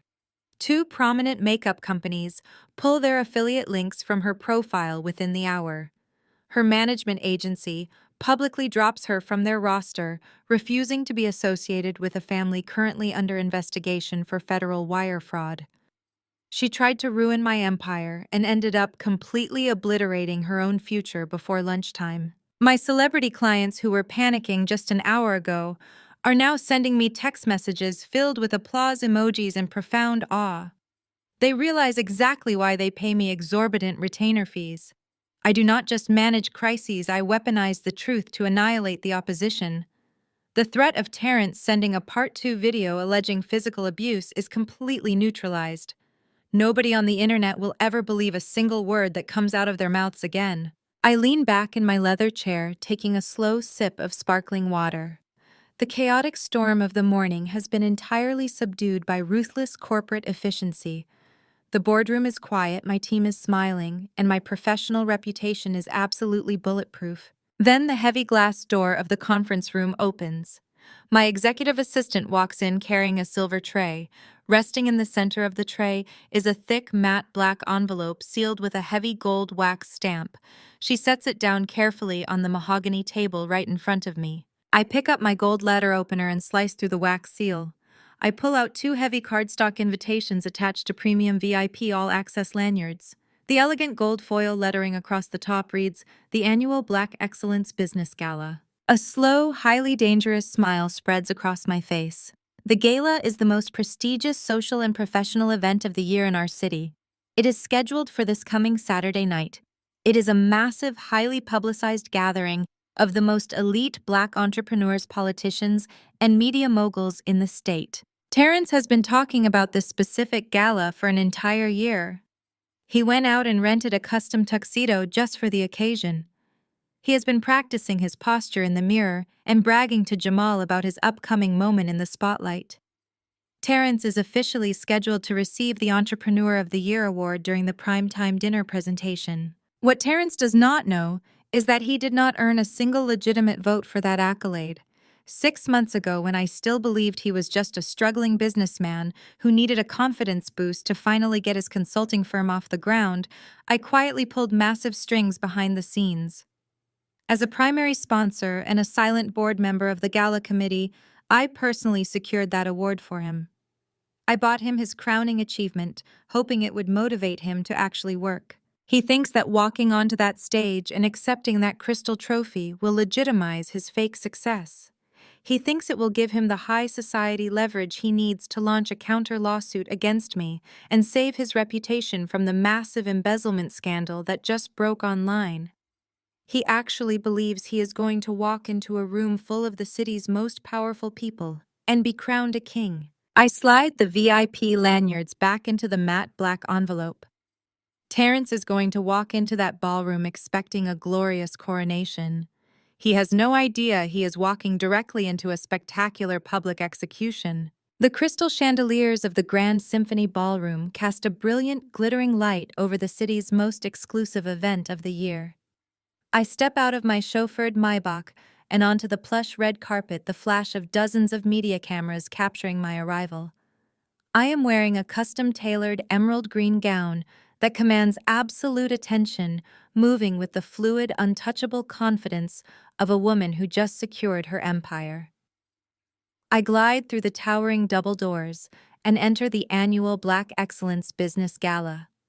The massive ballroom is packed wall to wall with the most elite Black entrepreneurs, heavy-hitting politicians, and ruthless media moguls in the state.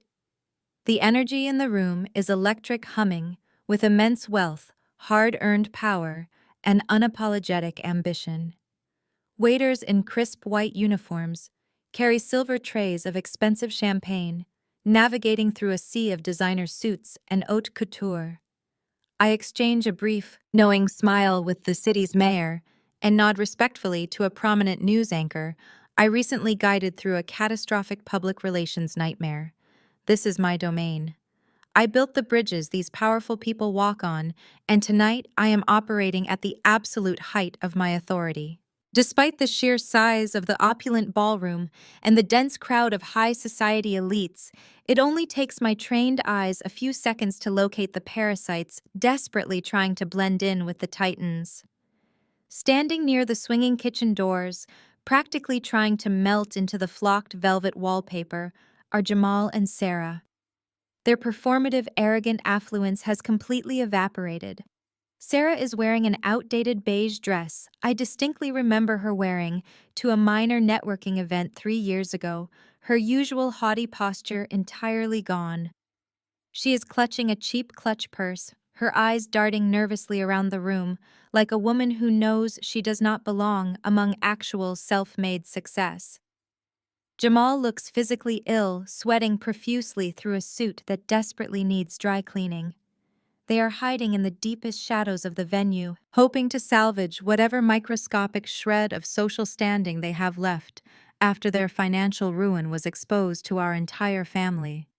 I do not grant them the dignity of making eye contact. They are already ghosts to me. My gaze sweeps methodically toward the center of the room, right near the edge of the reserved nominee tables. There he is. Terrence is standing with his chest puffed out, gripping a glass of cheap sparkling wine, trying desperately to assert dominance in a room full of actual millionaires. He is wearing a rented tuxedo. I can tell immediately by the slight embarrassing fraying on the satin lapel and the terrible boxy fit across his shoulders. It is a pathetic, glaring downgrade from the custom Italian suits I used to fund with my corporate accounts. Clinging tightly to his arm is Aaliyah.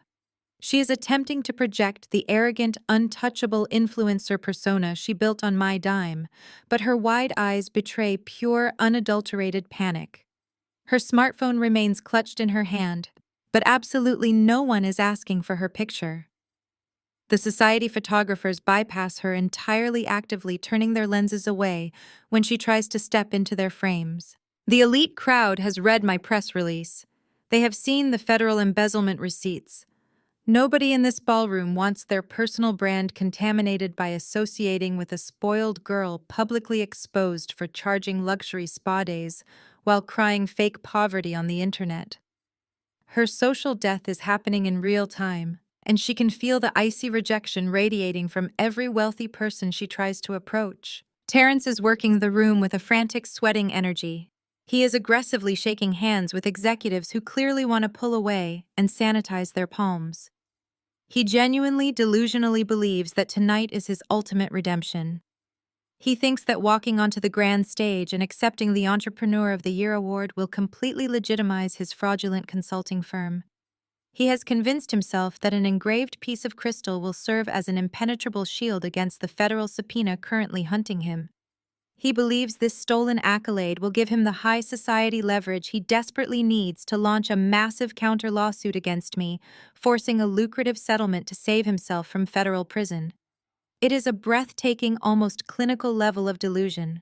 I make my way toward the thick velvet ropes of the exclusive VIP lounge, an area heavily guarded by private security, where only the highest tier of sponsors and executive board members are permitted. Terrence spots me gliding through the crowd. His fake, charming smile instantly drops, replaced by a dark, volatile scowl. He abandons Aaliyah near a towering floral arrangement and marches directly toward me, aggressively intercepting my path just inches before I reach the safety of the security checkpoint. He steps heavily into my personal space, trying to use his height to physically intimidate me, completely forgetting that I have faced down aggressive, powerful men on national television and destroyed their careers before breakfast. Terrence leans down, his breath smelling of stale alcohol and sheer suffocating panic. He drops his voice into a harsh, menacing whisper, ensuring the nearby politicians and socialites cannot hear his desperate extortion attempt. He tells me I made a massive, unforgivable mistake by airing his financial laundry on the internet and ruining his daughter's sponsorships. He says I completely underestimated his power in this city and his ability to ruin my life. He leans closer, his jaw clenching so tightly I can hear his teeth grinding, and lays out his pathetic final ultimatum. He tells me he is about to be called to the main stage as the guest of honor. He reminds me that the entire event is being live-streamed to hundreds of thousands of viewers and is currently being covered by every major media outlet in the state.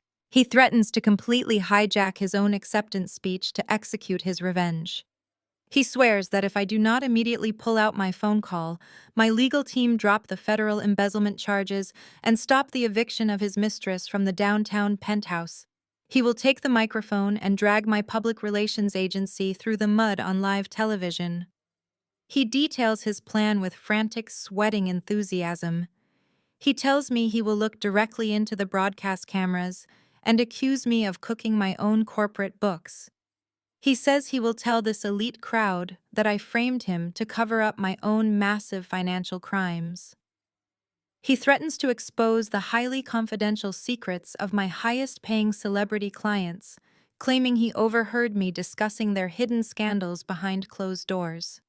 He insists that by the time he walks off that stage, my pristine professional reputation will be completely annihilated, my investors will flee, and my agency will bleed clients by morning. He smirks, a desperate, ugly expression, fully believing he holds the ultimate trump card. He tells me I have exactly 2 minutes to surrender my empire or he burns it to the ground tonight. I do not flinch. I do not step back. I do not let a single flicker of fear or hesitation cross my face. I look at the man who siphoned my hard-earned wealth to fund his secret life with another woman, the man who let his daughter disrespect me at my own dining table, the man who tried to lock me out of my own home with a crowbar. I look at the cheap, crooked fabric of his rented tuxedo and the pathetic sweat beading on his forehead. I raise my hands, my custom diamond rings catching the brilliant, blinding light of the crystal chandeliers above us. I reach up and calmly, methodically straighten his crooked, frayed bow tie. I pat the cheap fabric of his lapel, smoothing it down with the profound clinical pity of a woman examining a corpse. I look him dead in his terrified, bloodshot eyes. I let a cold, razor-sharp smile spread across my face. I tell him that I absolutely love the sound of his confidence. I tell him that a man should always dress his best and stand tall when he is about to face his ultimate destiny. I do not negotiate with a domestic terrorist. I do not argue with a fraud. I lean in close, the scent of my expensive custom perfume cutting sharply through the stale smell of his desperation. I whisper softly, my voice dripping with absolute terrifying calm. I tell him I cannot wait to hear his speech. Terrence stares at me, his arrogant smirk completely faltering, replaced by a sudden creeping confusion. He expected me to panic. He expected me to pull out my phone and frantically dial my lawyers to negotiate a settlement. My absolute lack of fear shatters his remaining confidence into a million jagged pieces. Before he can formulate a response or try another threat, the heavy ballroom lights dim to a dramatic glowing purple. The low, sophisticated hum of the live jazz band fades into total silence. A bright, glaring spotlight cuts through the darkness, illuminating the grand stage at the front of the room. The booming, resonant voice of the master of ceremonies echoes through the state-of-the-art sound system, commanding the immediate, undivided attention of every single power player in the room. The moment of truth has officially arrived. I am Kenya, 34 years old, and my new husband's teenage daughter humiliated me in front of my entire family at Thanksgiving dinner. When I tried to address her blatant disrespect, my husband slammed his hand on the table and told me she is not my daughter, and I should not correct her. He looked me dead in the eyes and said my only job was to pay the bills, and I should not overstep. I did not scream or cry or make a scene. I just gave him a cold smile and said fine. That night, while he slept soundly in the bed I logged into my corporate banking portal and severed every single financial lifeline they had. Before I continue this story, let me know where you are watching from in the comments below. Hit like and subscribe if you have ever had to teach a harsh lesson to the people who mistook your generosity for weakness. The clinking of crystal champagne flutes and the low thrum of sophisticated conversation fill the grand symphony ballroom. This is not just any corporate gathering. The annual Black Excellence Business Gala is the pinnacle of high society in our city. It is a room packed wall to wall with self-made millionaires, media moguls, and political heavyweights who dictate the economic future of our community. The air smells of expensive cologne roasted duck and the undeniable scent of generational wealth being forged in real time. Women in custom couture gowns and men in impeccably tailored tuxedos are exchanging business cards that will inevitably lead to multi-million-dollar mergers. I sit at the center of the premium VIP table right near the edge of the grand stage. The spotlight sweeps across the room, catching the brilliant diamond tennis bracelet wrapped securely around my wrist. I take a slow, deliberate sip of my sparkling water. My pulse is completely steady. I am a predator sitting patiently in the tall grass waiting for the perfect moment to strike. Terrence is seated directly across from me at the same table, though he might as well be on another planet given his level of delusion. He is practically vibrating out of his cheap, rented tuxedo. The satin lapels of his jacket look stiff and unnatural under the warm glow of the ballroom chandeliers. He keeps adjusting his crooked bow tie and checking his reflection in the dark screen of his smartphone. He genuinely believes that tonight is the night he finally transcends his status as a mediocre fraud and ascends to the throne of the city's elite. Clinging to his arm is Aaliyah wearing a heavily discounted sequin dress she clearly bought in a panic after I deactivated her luxury credit cards.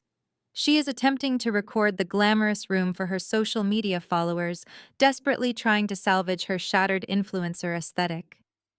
But her hands are shaking, and the few prominent socialites she tries to film actively turn their backs on her, refusing to give her an ounce of validation. The digital exile I orchestrated earlier today has already bled into the physical world.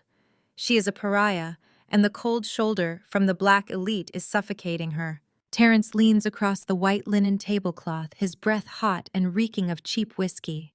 He drops his voice into a harsh, menacing whisper, thinking he still holds a shred of power over my life.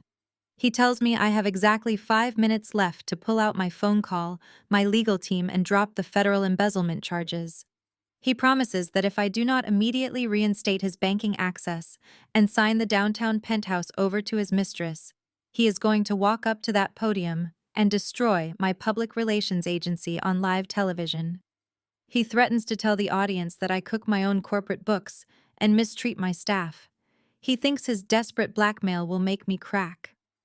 I simply smile at him, reaching across the table to brush a piece of imaginary lint from his frayed shoulder seam. I tell him his confidence is truly inspiring, and I absolutely cannot wait to hear his acceptance speech. The heavy jazz music swells to a triumphant crescendo before fading into complete silence. The ambient chatter in the massive ballroom instantly quiets down.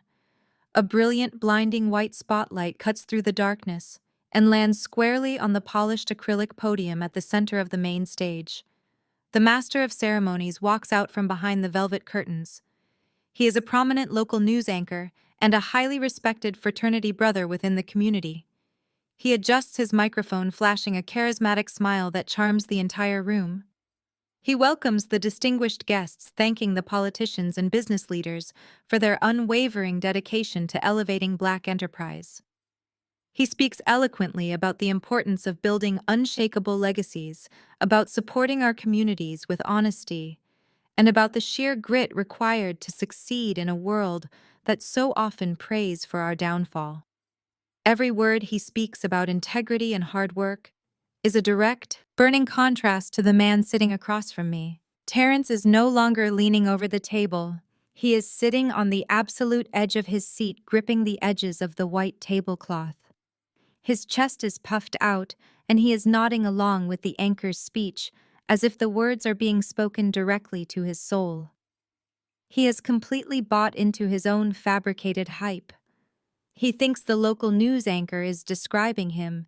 He thinks the room is admiring him. He has spent the last year bragging to anyone who would listen that he was a lock for this specific award, using the very status I quietly purchased for him to validate his empty consulting firm. The master of ceremonies opens the sleek gold envelope resting on the podium. He announces that it is finally time to present the most anticipated honor of the evening, the Entrepreneur of the Year award. He talks about the rigorous selection process, noting that this year the committee decided to recognize a leader who exemplifies not just financial growth, but supreme crisis management and unyielding ethical standards. Terrence does not even wait for the final announcement. He is so consumed by his own arrogance and desperation that he actually begins to stand up. He pushes his chair back, his hands moving to button the center of his rented tuxedo jacket. He turns to Aaliyah, flashing her a triumphant, smug grin, silently telling her to get her camera ready. He looks at me with an expression of pure venomous victory, fully believing he has just checkmated the queen. The anchor leans into the microphone. His voice booms through the state-of-the-art sound system, echoing off the crystal chandeliers. He announces that the Entrepreneur of the Year award goes to the brilliant founder and chief executive officer of the city's premier brand management and public relations agency. He says my name. Terrence freezes. He is suspended in a humiliating, half-standing position, his fingers still clutching the cheap plastic button of his jacket. The triumphant smile literally slides off his face, replaced by a look of sheer, unadulterated shock. His brain short-circuits, completely unable to process the total failure of his reality. He looks around the table, his eyes wide and bloodshot, desperately waiting for the anchor to correct the mistake. He waits for the punchline. He waits for his own name to be called. But the only name echoing through the grand ballroom is mine. The entire room erupts into deafening, thunderous applause. Hundreds of powerful, influential people rise to their feet, delivering a standing ovation that shakes the very floorboards of the venue. The spotlight immediately swings away from the stage and locks directly onto my seat at the VIP table. I stand up with slow, deliberate grace. I smooth down the immaculate silk of my custom emerald gown. I do not look at Terrence. I do not need to. I can feel the heat of his absolute humiliation radiating across the table. I step past him, walking smoothly and confidently toward the grand stage. Every step I take is a testament to the empire I built with my own two hands, an empire that no lying, stealing, mediocre man will ever be able to claim. I walk up the carpeted stairs and step behind the polished acrylic podium. The applause washes over me like a warm wave. I wait patiently for the room to quiet down, allowing the silence to settle perfectly before I speak. I adjust the microphone, looking out over the sea of beautiful, successful Black men and women. I spot the mayor nodding respectfully. I see the executives whose reputations I have saved. And then my eyes drift back to the center VIP table, locking directly onto the terrified, sweating face of the man who thought he could destroy me. I begin my speech with the flawless, polished tone of a seasoned corporate executive. I thank the selection committee for the incredible honor. I speak briefly about the challenges of navigating the corporate world as a Black woman, emphasizing that true power is not given, it is meticulously built and fiercely protected. The audience hums in agreement. I tell them that building a lasting legacy requires surrounding yourself with people who match your work ethic, who respect your boundaries, and who bring genuine value to the table. I pause, letting the weight of those words hang in the air. I look directly at Terrence. The camera operators follow my gaze, projecting his sweating, panicked face onto the massive digital screens flanking the stage. The entire ballroom is now looking exactly where I am looking. I smile a polite, razor-sharp expression that sends a visible shiver down his spine. I tell the audience that success is rarely a solo endeavor, and tonight I want to take a very special moment to publicly acknowledge my husband Terrence. Terrence swallows hard, his Adam's apple bobbing nervously. He thinks I'm throwing him a lifeline. He thinks I'm trying to save face in front of the elite crowd by playing the role of the supportive, loving wife. He tentatively straightens his posture, attempting to look dignified on the giant screens. I lean closer to the microphone. I announce to the silent, captive audience that I want to congratulate Terrence on the incredibly creative accounting he has managed at his private consulting firm over the last 5 years. The phrase creative accounting hangs in the dead air. In a room full of high-level executives, investors, and legal professionals, those two words are the ultimate kiss of death. It is the corporate equivalent of shouting fire in a crowded theater. The polite smiles on the faces of the audience members instantly vanish. The mayor raises an eyebrow. Several prominent bankers in the front row exchange sharp, knowing glances. A collective low murmur of shock ripples through the ballroom. I do not break my composure. I do not raise my voice or show a single ounce of negative emotion. I speak with the soothing, lethal calm of an assassin reciting a eulogy.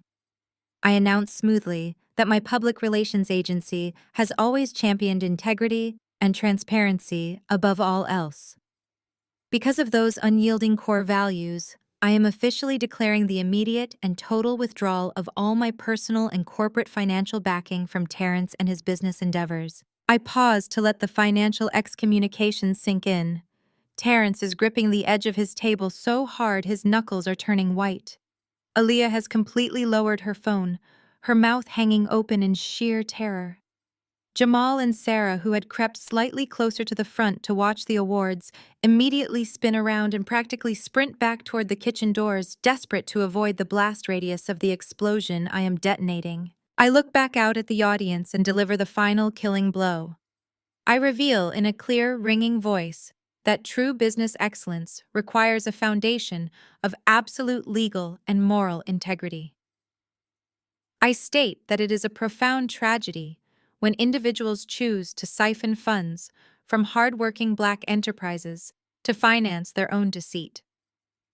I announce that the Securities and Exchange Commission, alongside local federal authorities, are currently executing a comprehensive active investigation into his consulting firm for massive corporate embezzlement and federal wire fraud. The room goes dead silent, the kind of silence where you can hear a pin drop on the carpeted floor. Nobody moves. Nobody whispers.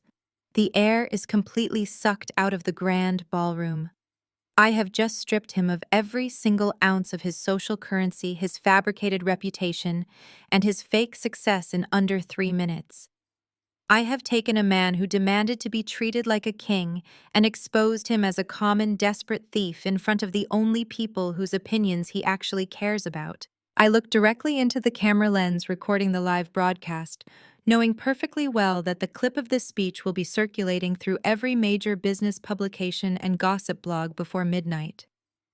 I wrap up my remarks by thanking the committee once again, wishing everyone a wonderful evening, and reminding the young entrepreneurs in the room to always, without exception, read the fine print on their prenuptial agreements. I step away from the podium. The applause that follows is not the polite standard clapping of a corporate event. It is a slow building roar of profound, terrified respect. They are applauding because they understand they just witnessed a masterclass in total annihilation. I walk gracefully down the carpeted stairs, my emerald gown sweeping behind me, completely ignoring the table where Terrence sits paralyzed in his own ruin. At the VIP table, the fallout is immediate and brutally efficient. Terrence is hyperventilating, his eyes darting frantically around the room, begging for someone to offer him a sympathetic glance. He finds absolutely nothing but cold, disgusted stares from the elite crowd. The very executives he was aggressively trying to network with just 20 minutes ago are actively turning their chairs away from him, creating a physical barrier of rejection. Two massive security guards in tailored black suits materialize seemingly out of thin air. They belong to the private venue detail I personally hired for the evening. They step up directly behind Terrence's chair. They do not yell, and they do not make a scene. They politely, but with unyielding physical menace, ask Terrence to step away from the VIP tables. They inform him that his presence is no longer welcomed at the gala, and that he needs to vacate the premises immediately. Terrence tries to protest. He stammers out that he is a prominent businessman, that there has been a massive misunderstanding, that his wife is just having an emotional breakdown. One of the security guards simply places a heavy, immovable hand on Terrence's shoulder and applies a sharp downward pressure. The guard whispers something in his ear that makes the remaining color completely drain from Terrence's face. Terrence stands up on shaking legs. Aaliyah scrambled out of her chair, too humiliated to even look at the people around her, and follows blindly behind him. The security detail escorts them out of the main ballroom, marching them through the heavy double doors and out into the sprawling marble-floored lobby of the hotel venue. Terrence is sweating, shivering, and muttering to himself, desperately trying to figure out how he is going to spin this catastrophe to his few remaining friends. He thinks the worst part of his night is the public embarrassment. He thinks the worst thing I can do is kick him out of a fancy dinner party. He is entirely wrong. As Terrence is escorted through the grand lobby, walking past the massive floral arrangements and the cascading indoor fountains, two men in sharp, unassuming gray suits separate themselves from the crowd near the valet stand. They are not private security, and they are certainly not gala attendees. They have the rigid, observant posture of men who carry badges and enforce federal law for a living. The two men step directly into Terrence's path, blocking his exit to the street. One of them reaches into the inner pocket of his gray suit jacket and pulls out a thick, sealed envelope.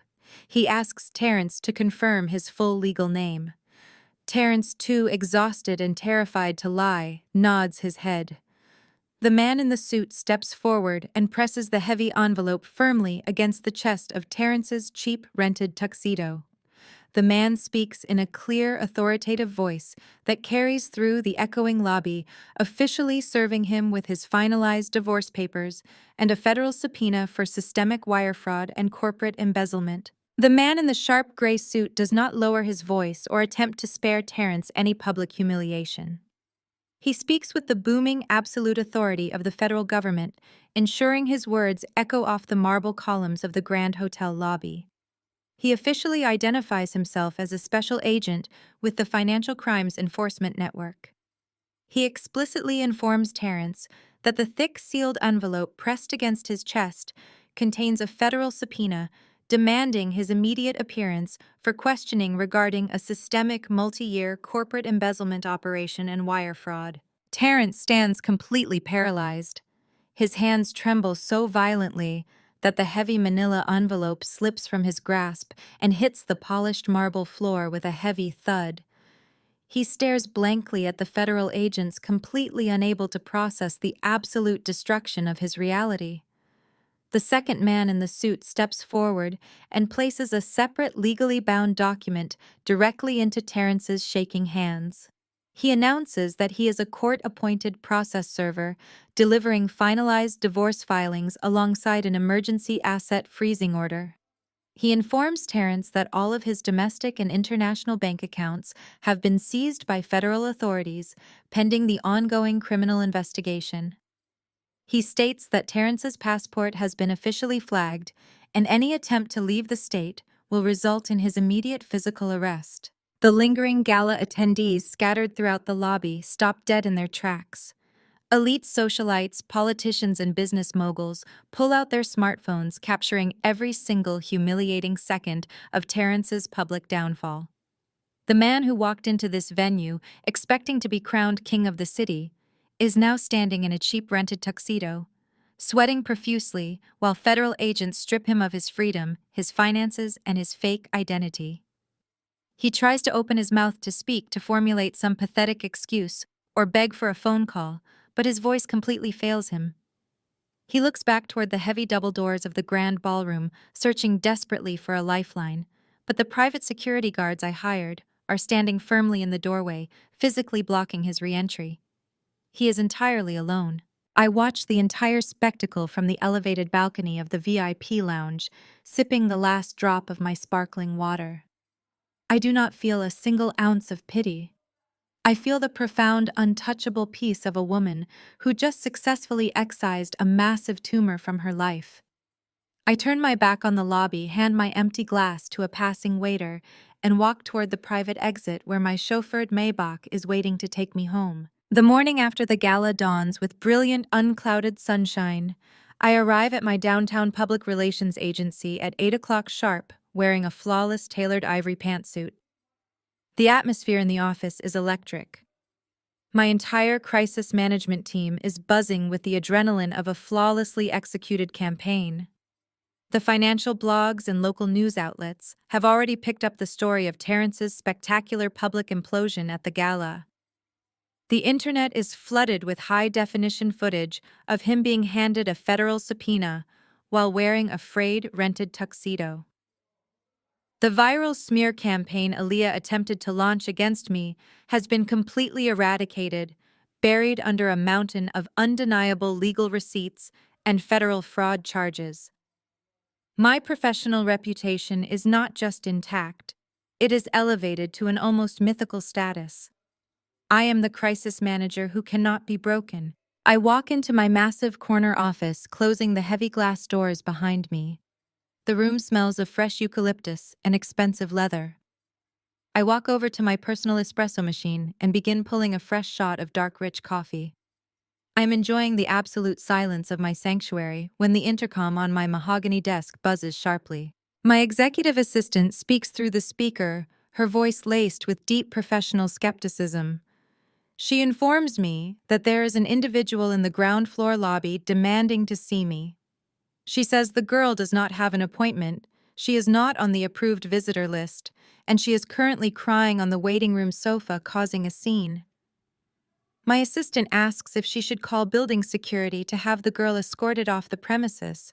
I press the intercom button and ask for the individual's name, even though I already know exactly who is sitting downstairs. My assistant confirms it is Aaliyah. I take a slow, deliberate sip of my espresso. I look out through my floor-to-ceiling windows at the sprawling city skyline below. I could easily have security throw her out onto the pavement. I could refuse to give her a single second of my highly valuable time. But a true executive knows that you never leave a loose end untied. You close every single account permanently. I press the intercom and instruct my assistant to send Aaliyah up to the executive floor. 5 minutes later, the heavy glass door of my office slowly pushes open. The girl who walks into my sanctuary is completely unrecognizable from the arrogant, entitled teenager who sat at my Thanksgiving table just a few weeks ago. The designer silk pajamas, the flawless makeup, and the smug, unbothered attitude are entirely gone. Aaliyah is wearing a pair of cheap, faded gray sweatpants and a stained, oversized t-shirt. Her hair is thrown into a messy, uneven bun, and her eyes are bloodshot and swollen from hours of aggressive crying. She does not carry her expensive designer handbag because she no longer owns it. She stands awkwardly in the doorway, looking incredibly small and absolutely terrified. I do not stand up to greet her. I do not offer her a comfortable chair or a glass of water. I remain seated behind my massive mahogany desk, projecting the cold, imposing authority of a chief executive officer. I simply look at her, waiting for her to speak. Aaliyah takes a hesitant, trembling step into the office. She wraps her arms around her own torso, shivering despite the warm, climate-controlled air. She opens her mouth and the desperation pours out of her in a frantic, breathless rush. She tells me her entire life has been completely obliterated overnight. She explains that after Terrence was served with the federal subpoena in the hotel lobby, he suffered a total psychological breakdown. He confessed everything to her in the back of a cheap taxicab. He admitted that his consulting firm was a complete fraud, that he had been systematically stealing my corporate funds, and that the feds had officially seized every single bank account tied to his name. Aaliyah steps closer to my desk, tears streaming down her face. She tells me the reality of her situation is worse than a nightmare. She explains that she tried to go to Tasha for help, but Tasha is officially homeless. The emergency eviction notice I filed was aggressively enforced by the sheriff's department. Tasha was physically removed from the downtown luxury penthouse and her belongings were tossed onto the curb. Tasha is currently living out of a cheap roadside motel and completely blaming Terrence for ruining her comfortable setup. Aaliyah's voice cracks as she reveals the final devastating blow. She tells me she tried to go back to her out-of-state university this morning, but her student identification card was flagged and deactivated at the dormitory gates. The university bursar's office officially unenrolled her from all her classes because her tuition payment bounced completely. She has no car, no dorm room, no allowance, and absolutely no friends who are willing to associate with her after her humiliating viral TikTok scandal. She places her trembling hands on the edge of my mahogany desk. She looks at me with wide, pleading eyes. She drops the arrogant attitude and tries to weaponize my emotional empathy. She begs me for forgiveness. She tells me she was brainwashed by her father and manipulated by Tasha into hating me. She cries that I am the only real maternal figure she has ever known, and that she desperately needs my help to survive. She asks me for a single simple favor. She begs me to wire just $10,000 into a new checking account so she can secure a cheap apartment and pay for community college classes. She promises she will pay me back every single dime. She swears she will be the perfect, respectful daughter if I just give her one more chance. I sit perfectly still, letting her desperate sobbing echo through my immaculate office. I look at her tear-stained face and I feel absolutely nothing. No pity, no sympathy, no lingering maternal instinct. I simply look at her and remember the exact tone of her voice at the Thanksgiving table. I remember her rolling her eyes, tossing her phone onto my fine china, and publicly declaring that I was nothing but a glorified sugar mama trying to buy a family. I remember her recording a fake crying video in the back of a rideshare vehicle, trying to destroy my business and my reputation for a few million internet views. I slowly open the top drawer of my mahogany desk. I reach inside and pull out a single crisp piece of white paper. I place it flat on the desk directly in front of me. I pick up my gold-plated fountain pen and tap it lightly against the edge of the desk. I look Aaliyah dead in the eyes and I speak with a voice as calm and smooth as glass. I tell her that I am not her mother. I tell her that I am exactly what she called me, a highly successful, self-made black woman who pays the bills. I remind her that her father explicitly demanded that I never correct her and never overstep my boundaries. I tell her that I am simply honoring his strict patriarchal wishes. I am not stepping in to save her, and I am certainly not funding her sudden desperate desire for independence. I tell Aaliyah that in the real world outside the protective bubble of my bank accounts, actions have devastating permanent consequences. I explain that when you bite the hand that feeds you, you do not get to cry when you eventually starve. I tell her that she wanted to be an arrogant, unbothered adult who did not need my guidance or my rules. Now she gets to experience the absolute brutal reality of adulthood with zero financial safety nets. I take my hand and smoothly slide the crisp piece of white paper across the polished surface of the mahogany desk until it stops right in front of her trembling fingers. Aaliyah looks down at the paper. She expects to see a printed wire transfer confirmation or a cashier's check. Instead, she sees a blank standardized job application for a local fast food burger chain located 3 blocks down the street. Aaliyah stares at the fast food application, her mouth opening and closing in silent, profound shock. The absolute finality of the gesture completely shatters whatever delusional hope she had left. I lean back in my ergonomic leather chair, crossing my arms over the pristine silk of my tailored suit. I give her a polite, razor-sharp corporate smile. I tell her it is time to build her own empire from the ground up. I tell her I hear they pay weekly and they are currently desperately hiring for the late-night drive-through shift. Aaliyah looks from the application to my face. She searches my eyes for any microscopic trace of a joke or a hidden rescue plan. She finds nothing but a cold, impenetrable wall of absolute finality. The realization hits her like a physical blow. The bridge is not just burned, it has been completely pulverized into ash and scattered to the wind. There is no coming back from this. She reaches out with a shaking hand, picks up the fast food application, and clutches it to her chest. She turns around, her shoulders slumped in total, absolute defeat, and walks slowly toward the heavy glass doors of my office. I do not say goodbye. I do not wish her luck. I simply watch as the door clicks shut behind her, sealing her out of my world forever. She walks past the busy reception desk, executing the ultimate walk of shame, past the very same public relations executives she used to look down upon. I stand up from my desk and walk over to the massive floor-to-ceiling windows. The morning sun is shining brilliantly over the sprawling downtown skyline, reflecting off the glass high-rises and bustling streets below. I take a slow, deep sip of my dark, rich espresso, letting the warmth settle perfectly in my chest. My corporate bank accounts are fully secured. My multi-million-dollar real estate portfolio is completely untouchable. The fraudulent parasites who tried to drain my resources and mock my hustle have been entirely eradicated from my existence. My professional reputation is stronger and more feared than ever before. I look out over the glittering city that I conquered with my own two hands. My peace is absolutely restored, and my empire is completely undeniably my own. The greatest lesson I learned from this entire ordeal is that your peace and your empire are worth protecting at all costs. We are often taught to shrink ourselves to make others comfortable and to carry the financial and emotional weight of people who refuse to carry themselves. But loyalty should never be a one-way street, and respect is the absolute minimum requirement for access to my life. When people show you their true intentions, believe them the very first time. Never apologize for establishing ironclad boundaries. Sometimes the most profound act of self-love is walking away from toxic entitlement and securing your own future. If you have ever had to cut off toxic family members to protect your peace, let me know your story in the comments below, and make sure to subscribe to the channel for more journeys of reclaiming your power.